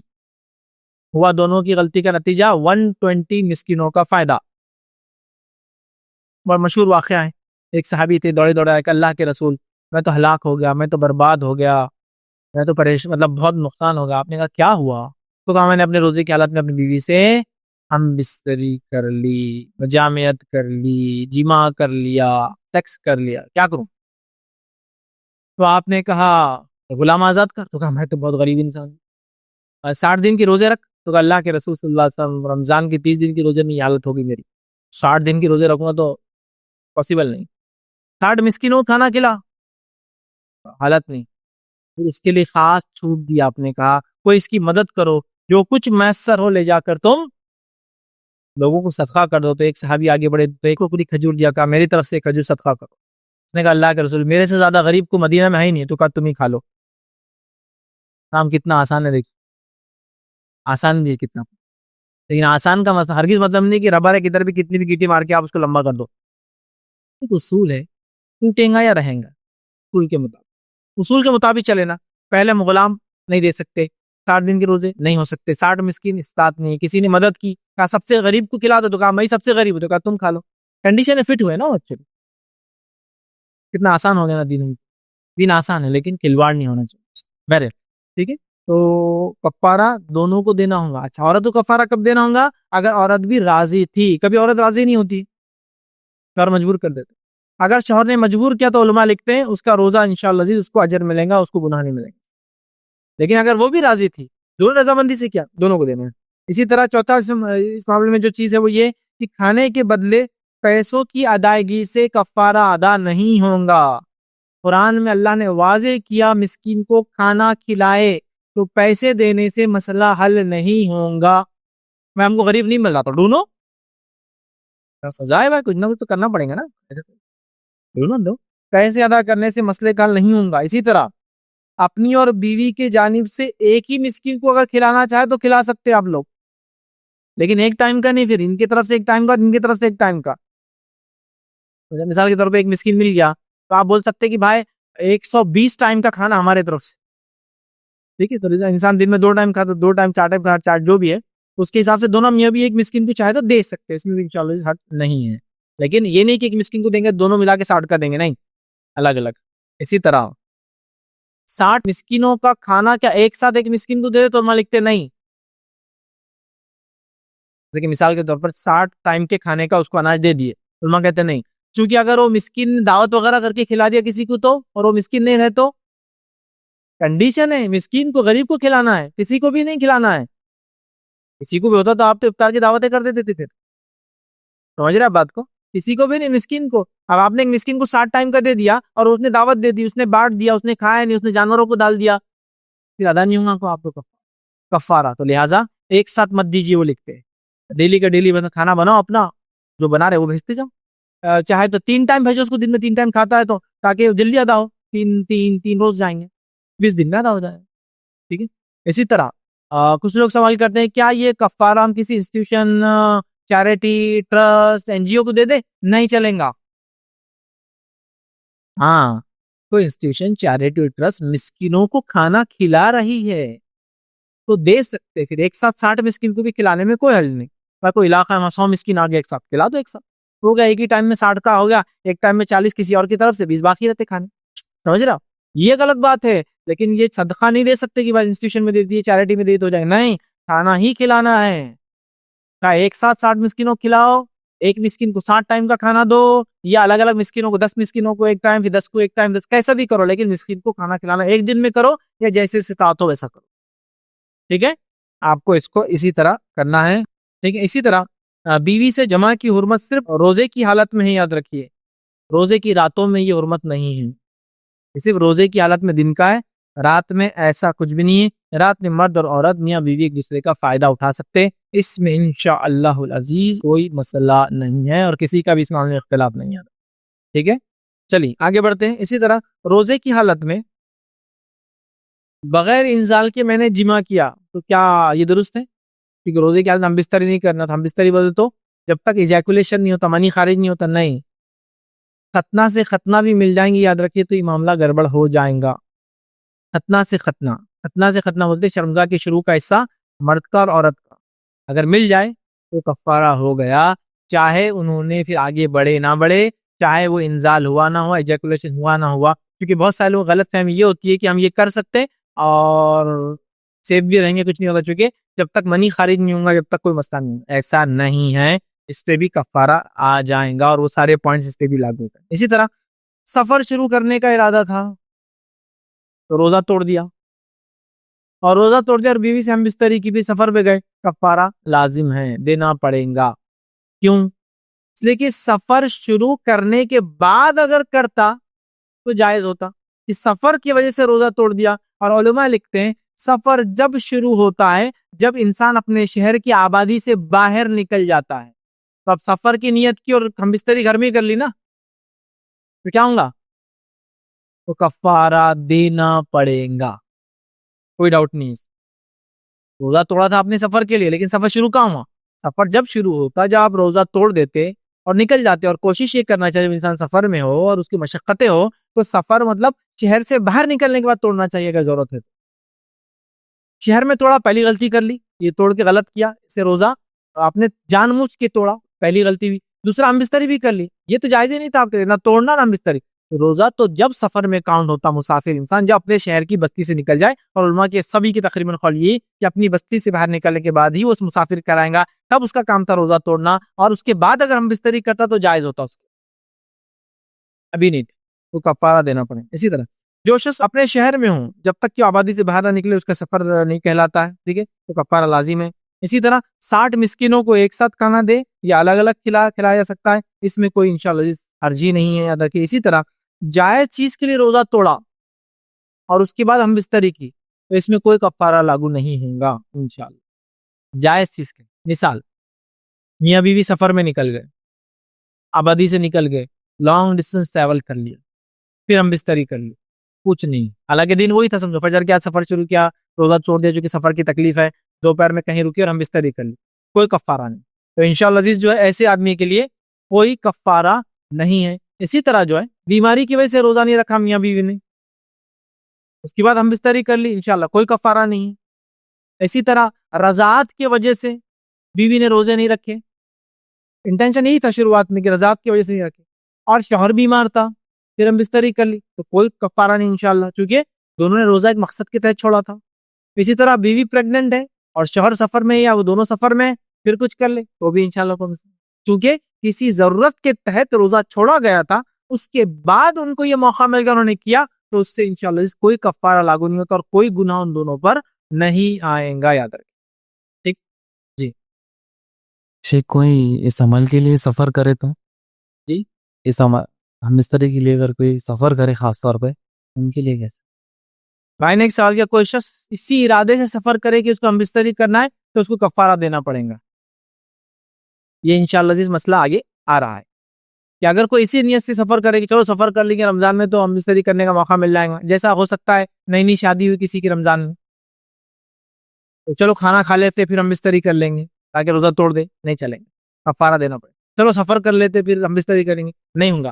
کسی شرعی عذر کے لیے روزہ چھوڑا تھا، اس لیے میں نے کہا چھوڑا تھا اور اس کے بعد پھر ہم بستری کر لی، جیسے سفر کے لیے روزہ چھوڑا تھا، بیماری کے لیے روزہ چھوڑا تھا، اس کے بعد یہ ہو جائے تو کوئی مسئلہ نہیں، لیکن اس نیت سے سفر کرے، اس نیت سے کھانا کھائے، اس نیت سے روزہ توڑے تو کفارہ دینا پڑے گا، یاد رکھیں. ٹھیک، آگے بڑھتے ہیں. جمع کر رہا ہو ایک انسان، رمضان کی راتیں جمع اس کو چونکہ جائز ہے اور اذان ہو جائے تو یاد رکھیں اس کو فوراً یہ عمل ختم کرنا ہوگا. لیکن پھر میں وارننگ دوں گا، یہ ان لوگوں کے لیے ہے جہاں فجر کی ابتدا میں اذان ہوتی ہے. ہمارے پاس اذانیں بہت لیٹ ہوتی ہے، یاد رکھیں تو فوراً اس عمل سے رک جائیں گا اور اس کے روزے پہ انشاءاللہ اس سے کوئی فرق نہیں آئیں گا. اسی طرح اگر کوئی شخص کھانا کھا کے روزہ توڑے تاکہ ہم بستری کروں، نیت یہ ہے، اور کہے بیوی سے کھا لو تم بھی کھانا میں بھی کھا لیتا ہوں، تو ہو جائے گا. تو اس معاملے میں یاد رکھیے، اس معاملے میں اگر رمضان میں وہ لوگ روزہ اپنا توڑتے ہیں فرض صرف اس نیت سے کہ ہم بستری کرنا ہے، تو اس تعلق سے امام ابو حنیفہ رحمہ اللہ، شیخ صالح العثیمین بھی فرماتے ہیں ان تمام کے نزدیک اس کو کفارہ دینا پڑے گا. حالانکہ اس نے روزہ پہلے کھانے سے توڑا، لیکن وہ لکھتے ہیں اس کی نیت چونکہ ہم بستری تھی، اگر اجازت دے دی جائیں گی کھانے سے توڑنے کی وجہ سے ہم بستری جائز ہو جائیں گے اور کفارہ نہیں لگیں گا، پھر تو لوگ اس کو بہانہ ہی بنا لیں گے، بس ہر آدمی بولیں گا بس کھانا کھاؤ، کھانا کھانے کا الگ گناہ ہے، کفارہ تو دینا نہیں پڑے گا. تو نہیں، اگر وہ اس نیت سے کھانا کھاتا ہے کہ روزہ ٹوٹ جائے اور ہم بستری کریں، اس پہ کفارہ عائد ہوں گا. یہ امام ابو حنیفہ رحمہ اللہ، امام مالک رحمہ اللہ کا قول اور مسلک یہی تھا. ٹھیک ہے، تو یہ نہیں کر سکتے کہ انسان، جیسا آپ نے سوال کیا کہ جان بوجھ کے سفر کرے تاکہ ہم نہیں. ہاں سفر شرعی ضرورت ہے اور پھر کر لے، مطلب ڈبل فائدہ اٹھانے کا سوچے، ایک الگ مسئلہ ہے، ایک الگ مسئلہ ہے. اسی طرح شوہر اگر بیوی کو فورس کرے، بیوی راضی نہیں ہے روزے کی حالت میں روزہ توڑنے کو، نام بستری کرنے کو، شوہر اگر مجبور کرے تو کھا لے، روزہ توڑ دے یا اس پہ ساتھ عمل کر لے، بیوی کا کوئی اس میں انشاءاللہ خطا نہیں ہوں گی، اللہ اس کو گناہ نہیں دیں گا، اس کو کفارہ دینا نہیں، اس کا روزہ بھی انشاءاللہ درست ہے. کب؟ جب بیوی کو شوہر فورس کر رہا ہے. اور میں تاکید کروں گا لوگوں سے کہ ایسی غلطی کبھی نہ کریں، کیونکہ ایک روزے کو چھوڑے صرف اپنی خواہشات پوری کرنے جو کہ آپ کے رات میں حلال ہے، کیوں اس کے لیے روزہ اپنا خراب کرتے ہیں. ٹھیک ہے، شیخ آج کے حالات میں مطلب شہر کی آبادی 30 کلومیٹر تک ہے، تو سفر کہاں سے پڑا جائے گا؟ ہاں نے سوال کیا کہ آج کے حالات میں شہر بہت بڑے بڑے ہوتے، سفر کہاں سے ہوں گا. تو اصول یہ ہے، شہر کی آبادی سے باہر نکل جانے سے سفر شروع ہوتا ہے. تو اب 30 کلومیٹر کا چاہے تو 30 کلومیٹر کے بعد شہر کی آبادی سے باہر نکلنا. لیکن اب کئی شہر ایک ساتھ مل گئے تو آپ اپنا شہر کاؤنٹ کیجیے.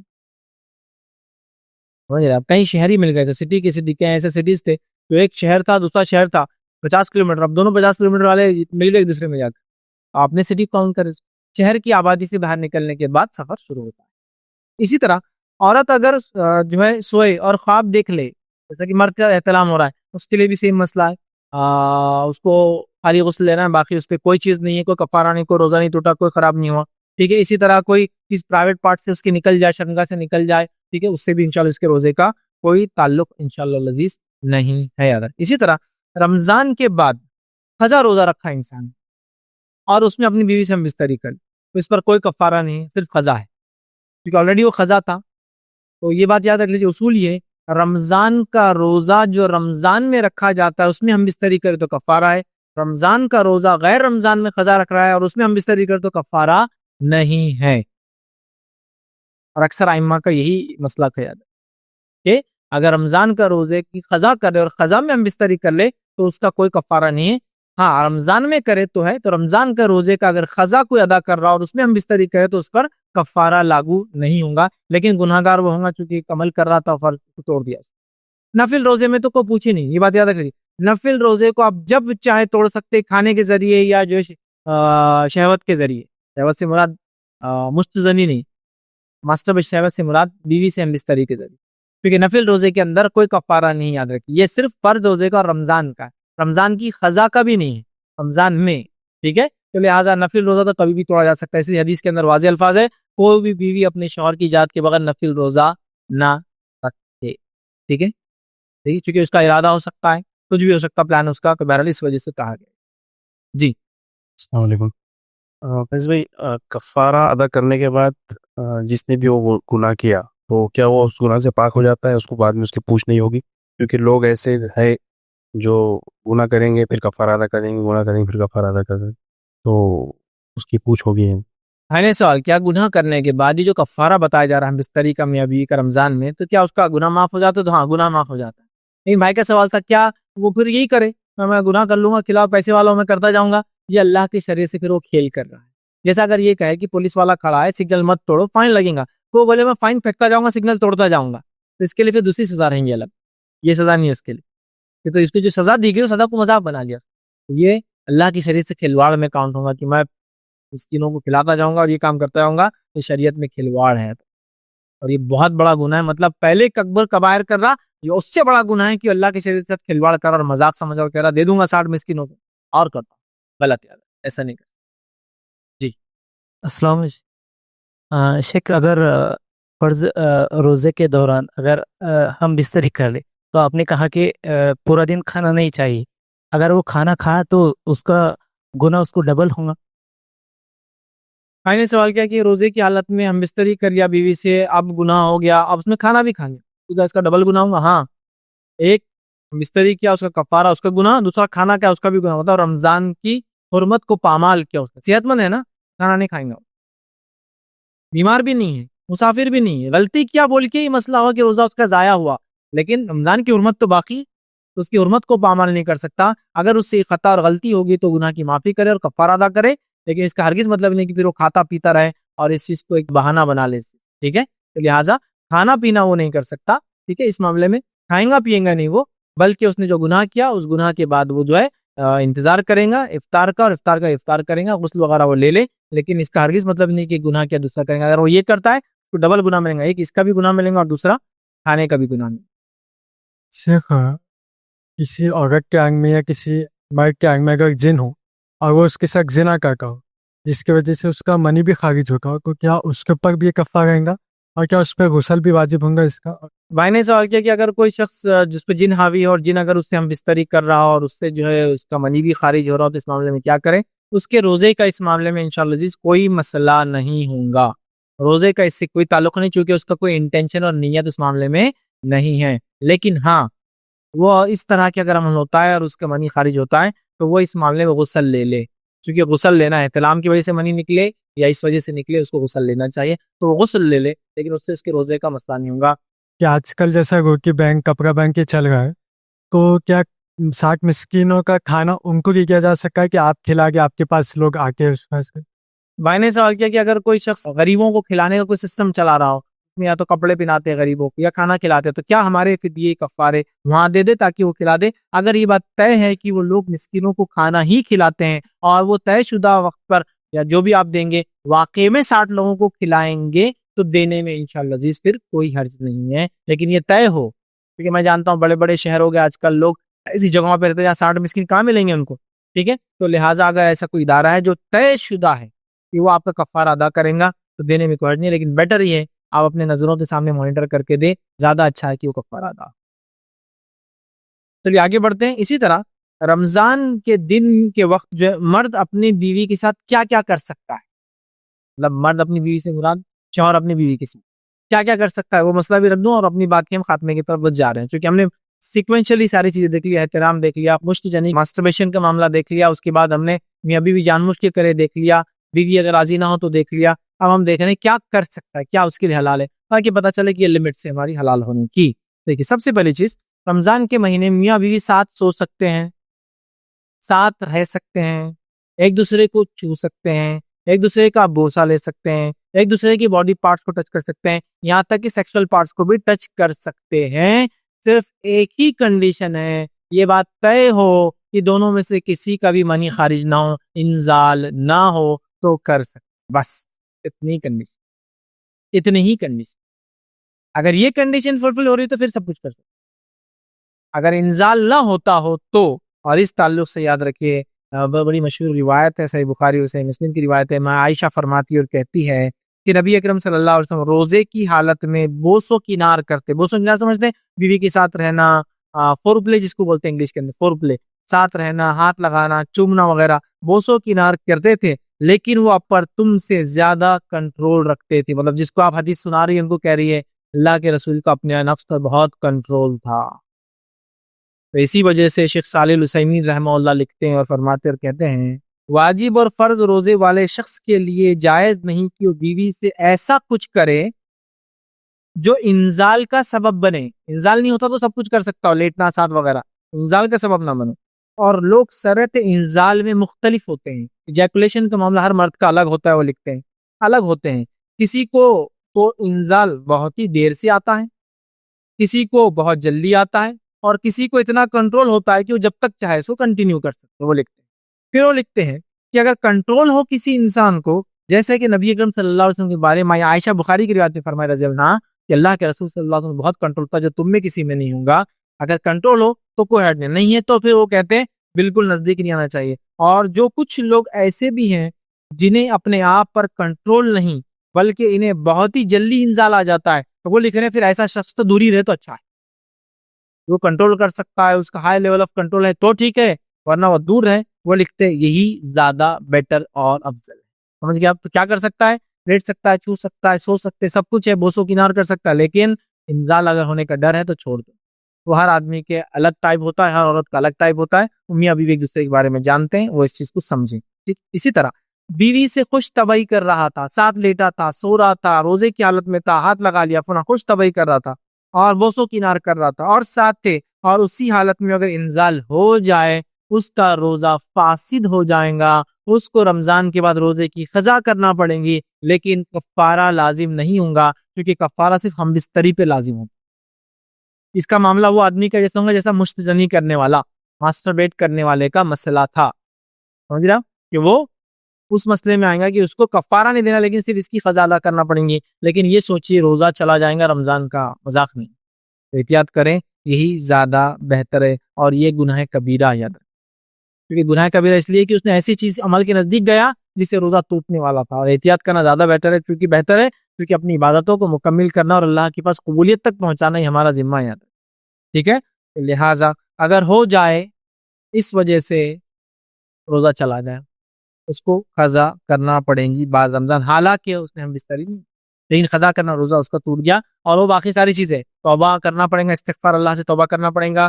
اسی طرح وہ روزہ اس کا اس دن کا فاسد ہو گیا، روزے کی قضا اس کو رکھنا پڑیں گی، اور دن بھر کھانا نہیں کھائیں گا تاکہ رمضان کی حرمت پامال نہ ہو. بس اس آدمی کو کفارہ نہیں لاگو ہوگا. اسی طرح جنابت یا احتلام کی حالت میں سحر، جنابت میاں بیوی نے ہم بستری کی، احتلام کی حالت مرد عورت نوجوان لڑکے لڑکیاں یا شادی شدہ بھی ہوں گا، احتلام ہو گیا، خواب دیکھا اور منی خارج ہو گیا اور اٹھا، سحر کا وقت تھا. اب سحر ہوں گی یا نہیں ہوں گی؟ بہت سارے لوگ روزہ چھوڑ دیتے، بولتے نہیں جنابت میں تھے. جنابت سے یا احتلام کی وجہ سے روزے اور سحر کا کوئی تعلق نہیں ہے. آپ آرام سے سحر کیجئے. بس اتنا ہے کہ کھانا کھانے سے پہلے وضو کرنا چاہیے، حدیث کے اندر آتا ہے، کیونکہ وہ غسل اس کا ٹوٹ گیا ہے. وضو کر لے اور کھانا وغیرہ کھا لے، اس میں کوئی حرج نہیں ہے. آئیے حدیث ہم سن لیتے ہیں. نبی اکرم صلی اللہ علیہ وسلم کے تعلق سے ایک بڑی مشہور حدیث ہے. حدیث کے الفاظ دیکھیے اس طرح سے، میں عائشہ رضی اللہ عنہا فرماتی ہے کہ نبی اکرم صلی اللہ علیہ وسلم اور میں رات میں اٹھتے، جنابت جنوبی کیفیت میں ہوتے، اور اسی کیفیت میں ہم روزہ رکھتے تھے، اور اس کے بعد غسل کرتے. مطلب نبی اکرم صلی اللہ علیہ وسلم جنابت کی حالت میں ہوتے کیونکہ آپ رات میں ہم بستری کیے ہوئے ہوتے. اور یاد رکھیں نبی اکرم صلی اللہ علیہ وسلم کے تعلق سے عائشہ فرماتی ہے آپ کو احتلام کی وجہ سے غسل نہیں ہوتا. تو گویا پتہ چلا آپ جنابت کی حالت میں تھے، مطلب جنوبی ہم بستری سے ہوئے تھے بیوی کے، نہ کہ احتلام سے. یہ فرق کرنے کے لیے بیان کریں. تو نبی اکرم صلی اللہ علیہ وسلم اور وہ ہم بستری کرتے رمضان کی راتوں میں، اور اس کے بعد ان کو وقت نہیں ملتا، موقع نہیں ملتا، حتیٰ کہ فجر کا وقت آ جاتا، سحر میں اٹھ کے وہ سحر کرتے. سحر کے بعد نبی اکرم صلی اللہ علیہ وسلم کیا کرتے؟ پھر غسل کر کے نماز کو جاتے. تو لہٰذا سحر کا کوئی تعلق جنابت سے یا احتلام سے نہیں ہے. آپ ناپاک کنڈیشن میں، حائضہ عورت کے لیے بھی یہ مسئلہ ہے کہ حائضہ عورت حیض کی حالت میں تھی، رات میں تھی، حیض رات میں ختم ہو گیا، اب سحر میں اٹھی ہے تو وہ آرام سے جو ہے سحر کر لے، اس کے بعد فجر سے پہلے غسل کر لے، کیونکہ روزے کا تعلق طہارت سے نہیں ہے. یہ الگ بات ہے کہ منی خارج ہونے سے روزہ ٹوٹ جائیں گا آپ کا جان بوجھ کے ہم بستری سے، لیکن خود بخود نکلنے سے نہیں ہوتا، چاہے بیماری سے نکلے کسی اور وجہ سے. ٹھیک ہے، سمجھ آپ بات کو؟ تو لہٰذا یہاں آپ جو ہے جس کیفیت میں ہے وہ صرف غسل نہ ہونے کی کیفیت ہے، اور اس کا کوئی تعلق روزے سے نہیں ہے. روزہ شروع ہو جائیں گا، اب آپ کو غسل اور وضو لگے ہیں کس چیز کے لیے؟ نماز کے لیے. تو آپ کو بہرحال تب کرنا ہے. تو لہٰذا یہ سوال بہت سارے لوگ پوچھتے کیا احتلام کی حالت میں یا جنابت کی حالت میں، ناپاکی کی حالت میں، رات میں بیوی کے ساتھ ہم بستری کی ہو، سیکس کیا ہو اور صبح اٹھے ہو اور سحر ہو، یا پھر رات میں سیکس کیا ہو اور سو گئے ہو، گڑبڑ تھی کہ رمضان ہے نہیں ہے، رات میں اٹھے پتہ چلا رمضان ہے، ہوتا ہے کبھی غرض، کوئی مسئلہ نہیں ہے، آپ سحر کر لے اور روزہ رکھ لے اپنا، اور بعد میں آپ جو فجر سے پہلے غسل کر لے. روزے کا تعلق آپ کی غسل سے نہیں ہے، لہٰذا آپ کے غسل نہ ہونے سے کوئی مسئلہ نہیں ہے. اور یاد رکھیے علماء کرام جو ہے جنابت کی حالت میں روزہ رکھنا صحیح ہے، اس معاملے میں امت کا اجماع ہے، اس میں کسی کا ایک بھی اختلاف نہیں پایا جاتا، اجماع امت کا کہ روزہ بالکل درست ہے. تو جنابت کی حالت میں اگر کوئی اٹھے اپنا روزہ رکھے، بعد میں اس کو فجر سے پہلے غسل لینا ہے. یہ چند باتیں تھی، سوالات تھے جو لوگوں نے پوچھے، میں نے مناسب سمجھے کہ ایک کڑی میں آپ کے سامنے رکھ دوں. شیخ انزال سے مراد مزی ہے یا منی ہے؟ انزال سے مراد یاد رکھیے وہ ہے منی کا خارج ہونا. جب انزال کا لفظ آتا ہے وہ منی کے خارج ہونے کے لیے استعمال ہوتا ہے. باقی اگر مزی ودی وغیرہ کچھ نکلتی ہے خیالات سوچ وغیرہ سے، اس سے روزے پہ کوئی فرق نہیں پڑتا. حالانکہ ایسا سوچنا ایسا کرنا گناہ ہے کہ ایسے کام نہ کرے، لیکن اس سے فرق نہیں پڑتا. لیکن انزال سے مراد منی کا خارج ہونا اور وہ نکل جائے تو روزہ ٹوٹ جائیں گے، جان بوجھ کے اگر کوئی کرے. ورنہ خواب وغیرہ کے ذریعے تو انشاءاللہ مسئلہ بتا چکا ہوں، اس سے کوئی فرق نہیں پڑتا. اس نے سوال کیا کہ روزے کی حالت میں وہ لکھ رہے ہیں کسی سے بات کرنا، وہ گرل فرینڈ سے یا کوئی ایسی چیٹ کرنا، بیوی سے بات کرنا روزے کی حالت میں، یا سیکس کے بارے میں چیٹ کرنا یا فون پر ایسی کچھ باتیں کرنا کیا درست ہے؟ یاد رکھیے ایک انسان اگر اپنے بیوی سے کوئی چیٹ کرتا ہے، فون پر بات کرتا ہے، یا گرل فرینڈ کا بھی لفظ ہے، گرل فرینڈ سے تو حرام ہوں گا، ظاہر سی بات ہے، گرل فرینڈ بھی ہے تو گرل فرینڈ سے حرام ہے، اس لیے میں جواب نہیں دے رہا ہوں. بیوی سے اگر وہ چیٹ کرتا ہے، بات کرتا ہے، سیکس سے تعلق سے بات کرتا ہے، تو یہاں اس کو تب تک اجازت ہے بیوی سے ایسی باتیں کرنے کی جب تک اس کا انزال نہ ہو. اگر ہو جاتا ہے تو نہیں کریں گا، نہیں ہوتا ہے تو کرنے میں کوئی حرج نہیں. احتیاط کرے تو بہتر ہے، چونکہ خیالات انسان کو پھر کیا کرتے ہیں، ارادوں کی طرف لے جاتے ہیں. ارادے پھر پکے مصمم ہو جائے تو پھر وہ ایکسیکیوٹ عمل کر لیتا ہے. اوائڈ کرنا. بٹ اپنے بیوی سے اگر کوئی بات کر رہا ہے چیٹ وغیرہ، اس کے لیے جائز ہے، اس میں کوئی کفارہ وغیرہ نہیں ہے. لیکن انزال ہوتا ہے تو روزہ چلا جائے گا دونوں میں سے کسی کا بھی، اور ان کو بعد میں قضا کرنا پڑیں گی. کسی نے ایک اور سوال کیا، روزے کی حالت میں بیوی کو انگلی وغیرہ سے جو ہے شرمگاہ میں خوش طبعی کرنا، کیا یہ جائز ہے؟ اگر فارغ نہ ہو تو، اور کیا اس کا کفارہ کیا ہے؟ اچھا، تو روزہ ٹوٹ جائیں گا اگر ایسا کرنے سے، مطلب بیوی کی شرمگاہ میں انگلی وغیرہ ڈالنے سے کیا روزہ ٹوٹ جائیں گا؟ یاد رکھیے اس کا روزے سے کوئی تعلق نہیں، سوائے اس کے کہ اگر انزال ہو جاتا ہے، منی خارج ہو جاتا ہے، تو بیوی کا روزہ تو چلا جائیں گا، شوہر کا نہیں جائیں گا. شوہر ابھی محفوظ ہے اس چیز، بیوی کا روزہ چلا جائیں گا، اس کو روزے کی قضا کرنا پڑیں گی. بیٹر پارٹ یہ ہے کہ ایسے کاموں سے احتیاط کیا جائے، احتیاط کرنا ہی زیادہ اچھی بات ہے انشاءاللہ. ہاں، انہوں نے ایک سوال کا ایک حصہ یہ کہتا کیا کفارہ اس پہ لازم ہوتا ہے؟ نہیں، کفارہ نہیں ہوگا. کفارہ تو صرف رمضان کے مہینے میں روزے کی حالت میں میاں بیوی ہم بستری کرے، اور ہم بستری اس عمل کو بولتے ہیں کہ جس میں میاں بیوی کی ختنہ سے ختنہ، شرمگاہ سے شرمگاہ ٹچ ہو جائے، یا پھر شوہر کا عضو خاص، اس کا پرائیویٹ پارٹ بیوی کے پرائیویٹ پارٹ کے اندر چلے جائے، یہ ہوتا ہے ہم بستری، اس کے جماع کہتے ہیں. ٹھیک ہے، بہرحال اگر وہ ہوتا ہے تو ہی کفارہ ہے، اگر وہ نہیں ہو تو کفارہ نہیں ہے، قضا وغیرہ ساری چیزیں. کفارہ صرف ایک ہی عمل پر یاد ہے. تو لہٰذا اگر وہ انگلی وغیرہ وہ کرتا ہے اور اس طرح سے ہو جاتا ہے کچھ، احتیاط کرنا چاہیے، کیونکہ بڑا گناہ کبیرہ ہے. اگر وہ ہو جائے تو کرنا الگ بات ہے، ہو جائے وہ چیز کی انزال ہو جائے تو گناہ کبیرہ ہے، احتیاط ضروری ہے. لیکن اگر کوئی کر لے تو اس کا روزہ چلا جائے گا اس دن کا، اس دن کھائیں گا پیئیں گا نہیں، اللہ سے توبہ کریں گا. ٹھیک ہے، اور دن بھر اس کی قضا کریں گا بعد میں. یاد رکھے رمضان کے بعد اس پہ قضا واجب ہوں گی. یاد رکھے. اس نے سوال کیا، روزے کی حالت میں زکام کی وجہ سے بار بار کف یا تھوک آتا ہے اور بار بار تھوکنے جانا نہیں ہوتا تو کیا کرے؟ دیکھیے پہلی چیز یہ بات یاد رکھ لیجئے، روزے کے اندر کوئی چیز کا نگلنا منع ہے، کھانے پینے کی چیز یا جو چیز کھائی جا سکتی ہے نگلی جا سکتی ہے وہ منع ہے. جو اندر کے اندر رہے اس سے پوچھ کی پوچھ نہیں. بہت سے لوگ روزہ رکھتے اور پورا دن تھوکتے بیٹھے رہتے، منہ میں آتا، اگر اندر چلا جائے تو اس کی مانیت نہیں، کیونکہ وہ پارٹ ہے اس کا. بہت سے لوگ روزے کے ہاتھ میں کلی کرتے، کلی کرنے کے بعد کپڑا لے کے پورا بولے پانی میں رہنا. اگر اتنی احتیاط ہوتی تو صحابہ ضروری عمل کرتے. ایک بھی صحابی سے وضو کرنے کے بعد منہ کو صاف کرنا گیلے سوکھے کپڑے سے ثابت نہیں، تھوکتے بیٹھے رہتے. بس آپ احتیاطاً جو پانی کا ہوتا ہے ایک بار دو بار تھوک دے، اسے پانی نکل جاتا، پھر کوئی مسئلہ. یہ تھوک عموماً منہ میں رہتا ہے، اس کے اندر جانے سے کچھ نہیں ہوتا ہے، یہ نیچرل ہے. اب انہوں نے کف کیا، کف مطلب میوکس ہے، سپوٹم ہے، مطلب بلغم ہے، پانی ہے، موٹا گاڑھا پانی ہوتا ہے اس کا. تو تو یاد رکھیے اگر وہ ناک کے اندر سے اندر چلا جاتا ہے گلے میں سے، کسی کو پوچھ اور پکڑ نہیں. اگر آپ منہ میں لاتے ہیں تو پھر اندر نہیں لے سکتے. بلغم تھوکنے کو منہ میں لا لیا، اب آپ نگل نہیں سکتے. اندر سے یہ اور اندر چلا گیا، کوئی مسئلہ نہیں. اچھا اس میں نیت یہ نہ ہو کہ آپ کو بلغم کھانا ہے، یہ بھی ضروری ہے. یہ مسئلہ میں کیوں کہہ رہا ہوں، پہلے پیٹ بھر لیں گے اس سے اپن. تو نیت وہ نہیں ہے، آپ نیچرل ہے، آپ بیمار ہے، کیا چاہتے تھے تھوکنا، چلا گیا. اس پہ انشاءاللہ کوئی پوچھ نہیں، کوئی وہ نہیں. میوکس پانی، گاڑا پانی ہوتا ہے، اندر سے اندر چلا جائے کوئی نہیں ہوتا. اچھا یہ چیزیں جب منہ سے باہر آئیں گی تو گندگی ہے نا، منہ کے اندر تھوڑی گندگی ہے. دیکھیے پیشاب پخانا تو پیٹ میں ہے، نماز پڑھتے آپ تو پیٹ میں ہے، طواف کرے تو پیٹ میں ہے. اس کی غلاظت کب مانی جاتی؟ جب پیٹ سے نکل جاتا خون جس کے اندر ہے، لیکن جب حیض کے ذریعے نکلتا تو ناپاک مانا جاتا.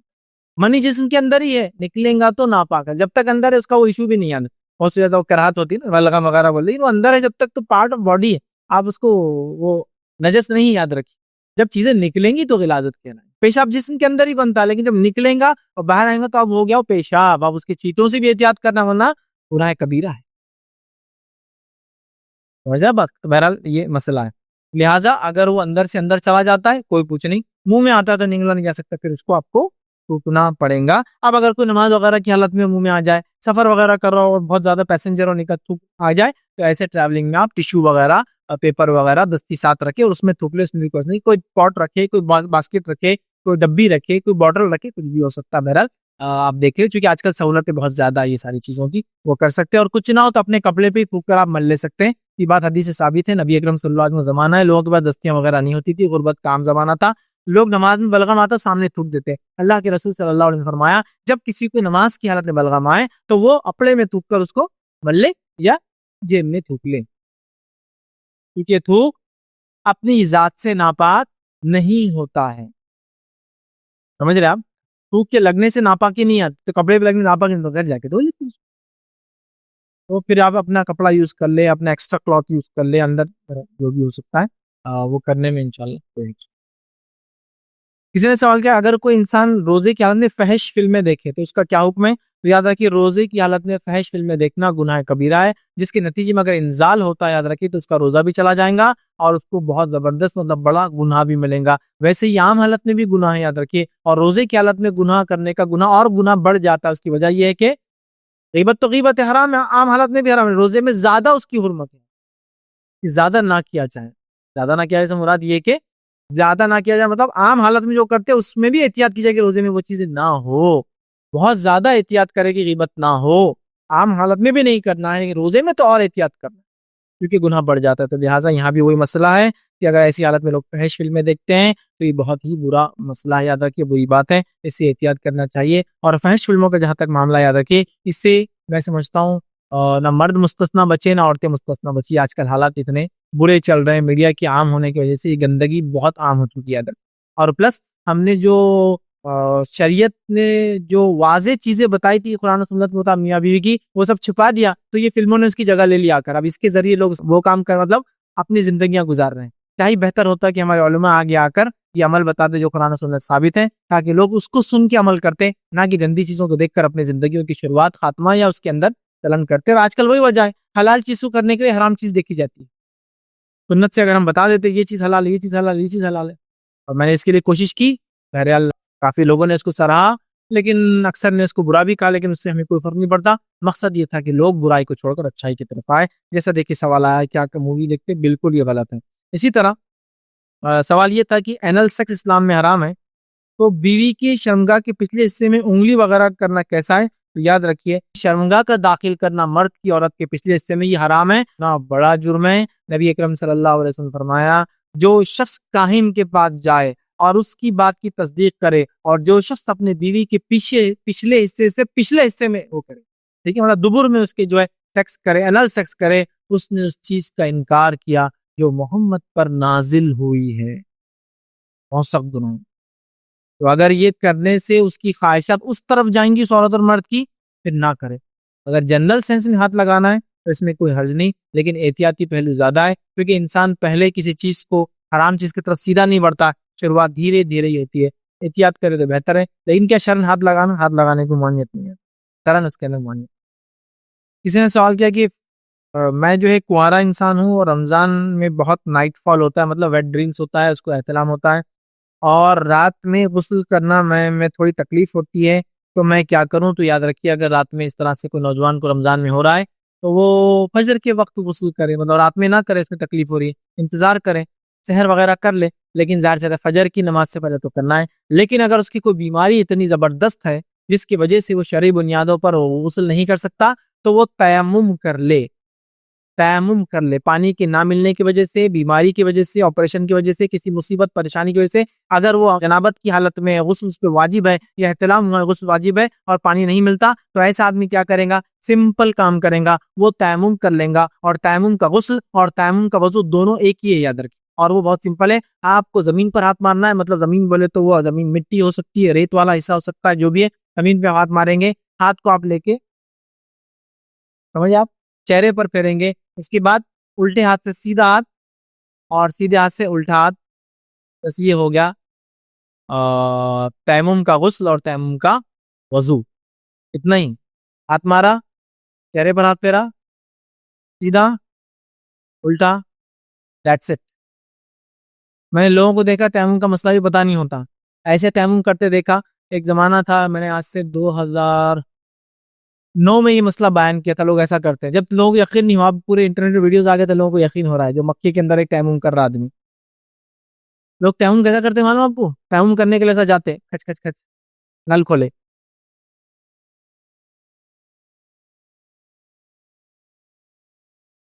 پورا جیسا وضو کرتے آپ, پورا مسا وغیرہ پیدا. تو میں نے کہا تو لوگ ہنس رہے تھے کہ بھائی فیض بھی ہنسانے کے لیے بولتے ہیں.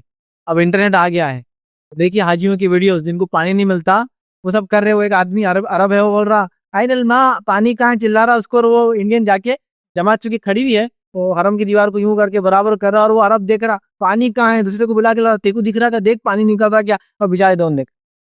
اب یقین ہو گیا, کرتے بھائی لوگ ایسے لا علمی کرتے. 3 بار ہاتھ دھوئے ہوا, مطلب ورچوئل وضو. میں نے جب اس کو ورچوئل وضو کہا, ورچوئل وضو سمجھتے ہیں, کوئی چیز حقیقت نہیں ہوتی, آرٹیفیشل انٹیلیجنس کے تھرو ورچوئل ورلڈز ہوتے ہیں. تو ورچوئل وضو کر رہا, پانی آ رہا, دھو رہا ہو, کیا ہے بہت تعجب کی بات, بہت تعجب کر میرے یہاں. تو آپ کو صرف تیمم کرنا ہے, تیمم بس اتنا ہی ہے, یہ کر لیا. اور یہ تیمم کافی یاد رکھیے, یہ آپ کا غسل بھی اور آپ کا وضو بھی. جس کو وضو نہیں, پانی نہیں مل رہا تو بھی کر سکتا ہے, جس کو پانی نہیں مل رہا غسل ہے وہی بھی کر سکتا ہے. کیونکہ قرآن نے کہا اگر تمہیں پانی نہ ملے اور تم کو بڑی حاجت سے, مطلب ہم بستری کی ہو بیوی سے, یا جو ہے تم کو غسل کی ضرورت ہو, تو کیا کرو؟ فَتَيَمَّمُوا صَعِيدًا طَيِّبًا, پاک مٹی کا قصد کرو. قصد, تیمم کہتے ہیں ارادے کو, پاک مٹی کا ارادہ کرو. یہ آیت نازل ہوئی, ایک صحابی جنوبی تھے, آپ کو کہا گیا کہ اللہ نے قرآن میں بیان کیا پانی نہ ہو تو یہ کرو, وہ گئے ریگستان میں پورا لوٹنا شروع کر دیا, پورا سر سے لے کر پانی جیسا ڈالتے پوری مٹی ڈال دی. تب نبی کریم صلی اللہ علیہ وسلم نے فرمایا تیمم ایسا نہیں ہوتا, تیمم کا غسل اور وضو, بلکہ ہاتھ کو مٹی پہ مارو, چہرے پر پھیرو, ہو گیا اتنی. اب جہاں بھی آپ کو لگتا ہے زمین والا حصہ ہے, دیوار بھی ہو سکتا ہے, لیکن وہاں زمین ہوں, کلر وغیرہ نہیں اس میں کاؤنٹ ہوتا. آج کل اتنی اچھی دیواریں جن پہ پلاسٹک پینٹس ہوتے ہیں, وہاں کچھ بھی نہیں ہوتا. بٹ وہ مٹی ہو, دھول ہو, ریت ہو, زمین کا سطح پہ جو جو چیزیں ہوتی ہیں وہ سب سے تیمم ہوتا ہے. یہاں تک کہ اگر آپ کے علاقے میں زمین کی سطح پتھر ہی ہوتا ہے تو اس پہ بھی کر سکتے ہیں آپ, لیکن زمین کی سطح, تو ہمارے زمین کی سطح پہ ہمارے علاقے میں مٹی دھول بہت ہوتی ہے, وہ وہاں جم جاتی ہے, یہاں جم جاتی ہے, چوکٹوں بھی ہوتی ہے, آرام سے آپ مار کے کر سکتے. اگر کسی علاقے میں ریتی ہے, عرب کے اندر دھول نہیں ہوتی, مٹی ریت ہوتی ہے, ریت پہ کر لیں. کسی جگہ ریت پتھر مکس ہے, اس پہ کر لیں. کسی جگہ پتھر ہی ان کی زمین ہے, آپ پتھر پہ پاک مٹی کا قصد کرو. پتھر کا اوپر, ریت کا اوپر کا حصہ بھی مانا جائیں گا, اس پہ کریں اور وہ انشاءاللہ اس کے لیے کافی. کسی نے سوال کیا روزے کی حالت میں بیوی کو فرینچ کس لینا کیسا ہے؟ تو دیکھیے اس معاملے میں اس کا جواب پہلے بہت تفصیل میں ایک بار دے چکا ہوں ایک لیکچر میں میرے, بٹ ایک شارٹ میں دیتا ہوں. روزے کی حالت میں بیوی کو بوسہ لینا, اس کی اجازت تو میں نے بتا دی ہے, لیکن بوسے سے مراد انسان ظاہر سے سر چوم سکتا ہے, گال چوم سکتا ہے, ہونٹ چوم سکتا ہے, لیکن فرینچ کس جو ہے ایک اسپیسیفک ورڈ ہے, اسپیسیفک ٹرم ہے, اور اسپیسیفک جگہ لگتا ہے جب میاں بیوی ایک دوسرے کی زبان ایک دوسرے کے منہ میں ڈالتے ہیں. یہاں کہوں احتیاطی پہلو ہے, چونکہ میرا تھوک میرے منہ میں چل جائے الگ مسئلہ ہے, کسی اور کا تھوک میرے منہ میں چل جائے گا تو میرا روزہ خراب ہو جائے گا, اور جائے تو بیوی کا تھوک جا سکتا ہے منہ میں. تو یہاں پھر احتیاطی پہلو ہے, زیادہ احتیاطی پہلو ہے. اور کوئی بولے میں احتیاط کر سکتا ہوں پھر اس کے جا کے تھوک سکتا ہوں وغیرہ, پھر ایک اس کا اپنا ذاتی مسئلہ ہے, چونکہ ہر آدمی کو اپنے اوپر کنٹرول نہیں ہوتا. ماں عائشہ فرماتی ہے نبی اکرم صلی اللہ علیہ وسلم میرے ساتھ بہت سو کنار کرتے, لیکن جتنا کنٹرول آپ کو تھا نبی اکرم صلی اللہ علیہ وسلم معاملہ ہی مختلف ہے. اسی نے سوال کیا کفارے کے جو روزے ہیں, قضا روزے ہیں, کفارے کے قضا روزے, قضا روزے نہیں کفارہ ہے اور اس کے روزے ہیں.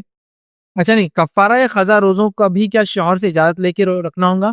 تو یاد رکھیے کفارے کے روزے اور جو قضا روزے ہیں اس کے شوہر کی اجازت نہیں, ضرورت نہیں انشاءاللہ, کیونکہ نفلی روزوں میں اجازت لینا چاہیے. یہ تو اس کی فریضہ ہے, جیسا نماز شوہر سے پوچھ کے نماز نہیں پڑھنا ہے فرض, نفل کے لیے پوچھ سکتی ہے اس سے, لیکن فرض کے لیے نہیں. اسی طرح فرض روزے کا کفارہ یا فرض روزے کی قضا اگر عورت کو کرنا ہے انشاءاللہ اس کو اپنے شوہر سے اجازت لینے کی ضرورت نہیں ہے. یاد گھر میں بچے چھوٹے رہتے ہیں, اگر اپن سمجھو گود میں لے لیے ہیں, اگر وہ کپڑوں پہ یورینس کر دیے تو اتنا حصہ دھولے تو چل جائے گا, اور یا کپڑے کو بھی اتنا دھو کر نماز وغیرہ پڑھ سکتے کیا, یا کپڑے پورے چینج کرنا پڑے گا؟ نے سوال کیا کہ بچے وغیرہ کو اگر گود میں لے اور پیشاب وغیرہ بچے کر دیتے ہیں گود میں, عموماً ایسا ہوتا ہے, تو اس کو خالی دھو دے کافی ہے, کپڑے بدلنا پڑے گا یا کیا کرنا؟ سب سے پہلی چیز یاد رکھیے, بچے کے پیشاب یا پیخانہ آپ کو اگر لگ جاتا ہے یا کسی اور کپڑے کا بھی آپ کو اگر لگ جاتا ہے, جیسا آپ پیتھولوجی لیب میں کام کرتے ہیں یا میڈیکل ہے آپ کا یا دواخانے میں کام کرتے ہیں تو کوئی رکھ دیتا ہے, ایسا ہوتا ہے, تو اگر آپ کے ہاتھ پہ لگ جاتا ہے کسی اعضاء پہ تو پہلے تو احتیاط کرنا چاہیے, کیونکہ بہت غلط چیزیں خراب ہے. اس کے چیٹوں سے پرہیز نہ کرنے والوں کو خبر کا عذاب ملا, حدیث میں واضح ہے احتیاط کرنے. بٹ اتنے سب کے بعد بھی اگر لگ جاتا ہے کپڑے وغیرہ پہ, یا بچے جیسا بچے تو غیر اختیاری آپ کے کنٹرول میں نہیں, ان کے بھی کنٹرول میں رہتا بیچارے, یا بوڑھے گھر میں ہو جاتے کچھ والدین وغیرہ یا کوئی رشتے دار, اب ان کو سمجھ نہیں ہوتی بیچاروں کو, ٹھیک ہے, وہ کر دیتے ہیں. ہمارا کام ہے احتیاط کرے, پھر بھی وہ تو کر دیتے لگ جاتا ہے. تو اس معاملے میں یاد رکھیے آپ کے غسل اور وضو پہ اس سے کچھ فرق نہیں پڑتا. پہلی چیز سے نہ غسل ٹوٹتا نہ وضو ٹوٹتا ہے, یاد رکھیے, نہ اپنے پیشاب کے لگنے سے نہ کسی اور کے, چونکہ یہ غسل کو اور وضو کو توڑنے والی چیزوں میں سے نہیں ہے. حدیث میں کہیں بھی نہیں کہ یہ چیز لگنے سے غسل ٹوٹ جاتا ہے وضو ٹوٹ جاتا ہے. پہلا. دوسرا, اگر آپ کی آنکھ پہ لگا, اگر بچہ لڑکی ہو تو آپ کو اتنا حصہ دھو کر نچوڑنا پڑے گا, اور بچہ اگر لڑکا ہو, ٹھیک ہے, ہمارے بچہ بولے تو بچہ یوز کرتے لڑکا اور لڑکی دونوں کو, تو بچہ اگر لڑکا ہو تو پھر اگر وہ نہیں کھاتا ہو, کھانا نہیں کھاتا ہو, اتنا چھوٹا ہو کہ ابھی غذا باہر کا کچھ نہیں کھاتا, صرف ماں کا دودھ پیتا ہو, تو پانی لے کے چھڑکنا ہے, کافی ہے. اور اگر بچہ بھی غذا کھاتا ہو کھانا تو پھر اس کو بھی نچوڑنا ہے. تو اب بہرحال یہ آپ پہ ڈیپینڈ ہے. علماء یہاں تک لکھتے احتیاطاً کوئی دھو لے, کپڑے بدل لے, یہ انسان کی حالت پر ڈیپینڈ ہے. میرے پاس کپڑوں کا ڈھیر لگا ہوا ہے, گھر کے اندر تھا, بچے نے کر دیا, اتار کے رکھ دوں, نچوڑ دوں, دھونے میں ڈال دوں, نہ پہن لوں. لیکن ایسی حالت نہیں ہے, تو آپ خالی اتنے حصے کو بھگائے اور اتنے پانی بھگائے کہ نچوڑا جا سکے. اب اتار کے بھگائے پہنی, وہ آپ کی مرضی, اس کو نچوڑ لے. اور اگر بچی ہو تو پانی سے دھونا ضروری, چاہے چھوٹی ہو چاہے بڑی ہو. اور اگر لڑکا ہو اور اتنا چھوٹا ہو کہ ماں کے دودھ کے علاوہ کچھ نہیں پیتا ہو تو خالی چھڑک دے پانی, مطلب چھڑکنا کافی ہے. اور اگر بڑا ہو کھاتا ہو تو اس کو بھی نچوڑنا پھر ضروری ہو جائیں گے. السلام علیکم شیخ, خاص طور پر رمضان میں اس چیز پر کنٹرول کرنے کے لیے, قابو کرنے کے لیے کوئی دعا اللہ کے رسول سے ثابت ہے؟ اس چیز پر یہ چیز جنسی خواہشات, جی بھائی نے سوال کیا کیا کوئی جنسی خواہشات کو کنٹرول میں رکھنے کے لیے کوئی دعا ثابت ہے؟ نبی اکرم صلی اللہ علیہ وسلم سے جنسی خواہشات کو کنٹرول رکھنے میں اپنی جائز جنسی خواہشات, اس کی دعا تو نہیں ہے, لیکن شرمگاہ کا غلط استعمال نہ ہو بول کے اللہ کے رسول صلی اللہ علیہ وسلم نے ایک لڑکے کو دعا سکھائی تھی, لمبی دعا ہے. اس دعا کا آخری حصہ ہے کہ اللہ مجھے میرے منی کے شر سے محفوظ رکھ. تو وہ ہے غیر شرعی تعلقات بنانے سے محفوظ شرمگاہ کو رکھنے کی دعا, کہ میں اللہ زنا نہ کروں بول کر. لیکن آپ کا سوال تھا کیا رمضان تک احتیاط کرنے کے لیے کوئی دعا ہے؟ نہیں, کوئی دعا نہیں اس کے لیے. آپ اپنے الفاظ میں دعا کریں اور اپنے آپ کو کنٹرول میں رکھیں, یہی اس کا حل ہے. کسی سوال کیا روزے کی حالت میں بچے کارٹون یا ٹی وی دیکھ سکتے ہیں؟ تو یاد رکھیں ٹی وی کارٹون دیکھنے سے احتیاط کروا, اس لیے کہ روزے میں نیکیاں کرے, اچھے کام کرے, یہ زیادہ افضل اور بہتر ہے. تو لہٰذا احتیاط کروائے, یہ زیادہ بہتر میں کہوں گا, کیونکہ وہ کارٹون دیکھتے دیکھتے کب پھسل کر کسی اور طرف چل جائیں گے ہم نہیں جانتے. یہ پائلس کی وجہ سے یا کوئی میجر ایکسیڈنٹ کی وجہ سے اگر زیادہ خون جاتا ہے تو روزہ ٹوٹتا ہے کیا؟ اور اس کے علاوہ ختنہ کر سکتے ہیں کیا روزے میں؟ اس کے علاوہ جو ٹیسٹ ہوتے ہیں ڈفرینٹ ورجینٹی ٹیسٹ یا پھر وہ بھی کر سکتے ہیں. دیکھیے بھائی نے سوال کیا کیا روزے کی حالت میں پائلس وغیرہ جس سے خون چلا جاتا ہے یا کوئی ایکسیڈنٹ کی وجہ سے خون چلا جاتا ہے تو اس سے روزے پہ کوئی فرق پڑتا؟ نہیں، اس سے روزے پہ کوئی فرق نہیں پڑتا، سوائے اس کے کہ آپ کو اگر لگتا ہے کہ روزے پہ فرق نہیں پڑتا لیکن صحت پہ پڑ رہا ہے جو کہ مضر صحت کو نقصان دے سکتا ہے تو روزہ توڑ دو، کیونکہ بیمار ہے، اور بیمار اور مسافر روزہ چھوڑ سکتے ہیں اور رکھا ہے تو توڑ بھی سکتے ہیں، اور اس پہ کوئی گناہ نہیں کہ دن کے کس حصے میں وہ توڑ رہے ہیں، کوئی مسئلہ نہیں. زوال سے پہلے زوال کے بعد کبھی بھی جب ضرورت پڑے شرعی توڑ سکتے ہیں، لہٰذا یہ اس کے لیے یہ مسئلہ نہیں رہا. روزے کی حالت میں کیا ختنہ کر سکتے ہیں؟ ظاہر سی بات ہے روزے کی حالت میں آپ اگر یہ چاہ رہے ہیں کہ میں ختنہ کسی کی کر سکتا ہوں کیا، ایز اے ڈاکٹر یا ایز اے جراح جو بولتے ہیں آج کل ہوتا ہے، یا پھر انسان بڑا ہے وہ خود کی ختنہ کروانا چاہ رہا ہے، نو مسلم ہو سکتا ہے یا پتہ نہیں ہوں گا یا نہ موقع ملا ہوں گا، ہاں بالکل کر سکتا ہے. اس میں کوئی اس کے آپریشنس چھوٹے موٹے نشتہ سرجری سے روزے کا کوئی تعلق نہیں، وہ کر سکتا ہے. اور رہا عورتوں کے لیے مختلف علاج یا پریگننسی میں وغیرہ کچھ چیزوں کا ڈالا جانا نکالا جانا باڈی کے اندر سے انشاءاللہ عزیز، جب تک وہ غذا کا معاملہ نہیں ہے تب تک انشاءاللہ جائز ہے، جس کے لیے تفصیلاً میں نے بیمار اور رمضان اس کڑی میں انشاءاللہ الحمدللہ باتوں کو بیان رکھا. السلام علیکم. روزے کی حالت میں بلیچ اور فیشیل کرتے اور وہ بلیچ کا کلر ایسا چہرے پہ بلیچ کے بالوں کو چہرے کے بالوں کو بلیچ کرتے تو گولڈن کلر آتا، تو وہ کلر سر پہ بھی کرتے عورتیں تو کر سکتے کیا؟ دیکھیے سوال یہ ہے کہ روزے کی حالت میں بلیچ کر رہے ہیں بالوں کو، جو گولڈن کلر کا ہوتا ہے چہرے کے بالوں کو کرتے ہیں، سر کے بالوں کو کرتے ہیں. دیکھیے نیچرل جو کلر ہے بالوں کا وہی سب سے اچھا ہے، یا پھر آپ اس کو مہندی کا رنگ لگائیں، یہ انشاءاللہ عزیز زیادہ بیٹر ہوگا. رہا بلیچنگ وغیرہ اگر وہ شوہر کے لیے کرتی ہے اور اس کے اندر چیزیں جو استعمال ہوتی ہے وہ شرعاً جائز ہے، اور اس کے اندر کوئی غیر شرعی چیزیں اگر نہیں ہوتی، چونکہ ہر جگہ الگ الگ طریقے سے الگ الگ کام ہوتے ہیں، اگر وہ شریعت کے دائرے میں ساری چیزیں بہرحال ہو سکتا ہے. اب وہ اسپیسیفک اگر ہے تو آپ کو بتانا پڑے گا کسی مفتی عالم کو ایسا کلر یہ ہوتا یہ طریقے سے کرتے وہاں تو بولا جائے گا. ورنہ میں ایک جنرل ہاں کہہ دوں گا، پتہ چلا یہاں کچھ اور ہوتا ہے امریکہ میں کچھ اور ہوتا ہے اور دونوں سمجھ رہے کہ مطلب وہ لیگل ہے بلیچنگ کرنا، لہٰذا وہ کیا ہوتا ہے ایک بار اس کو آپ ڈیفائن کریں. تو کلر کر رہے ہیں بالوں کو میں سمجھ رہا ہوں، تو جنرل سینس سے میں کہہ رہا ہوں کہ نہ کرائیں، آپ کے چہرے کے جو بال ہیں وہ جیسے ویسے رہنا چاہیے وہی اچھا ہے، لیکن اس کے علاوہ اگر کچھ اسپیسیفکس ہے اس میں تو وہ ایک الگ مسئلہ. جنرل اس میں نہ کریں، نیچرل جو ہے آپ اس کو صفائی کر سکتے ہیں، اس کو کچھ ایسی چیزیں لگا جس سے چہرہ چمکے گلو ہو اسکن اچھی دکھے، وہ سب درست ہے، لیکن کلر چینج کرنا ہے اس کا بالوں کا یہ درست ہے. کسی نے ایک سوال کیا کہ رمضان میں بہت سے لوگ بولتے ہیں کہ خرچ کرنے پر کوئی حساب نہیں ہوتا تو لہٰذا بے حساب بے تحاشا خرچ کرتے کیا صحیح ہے؟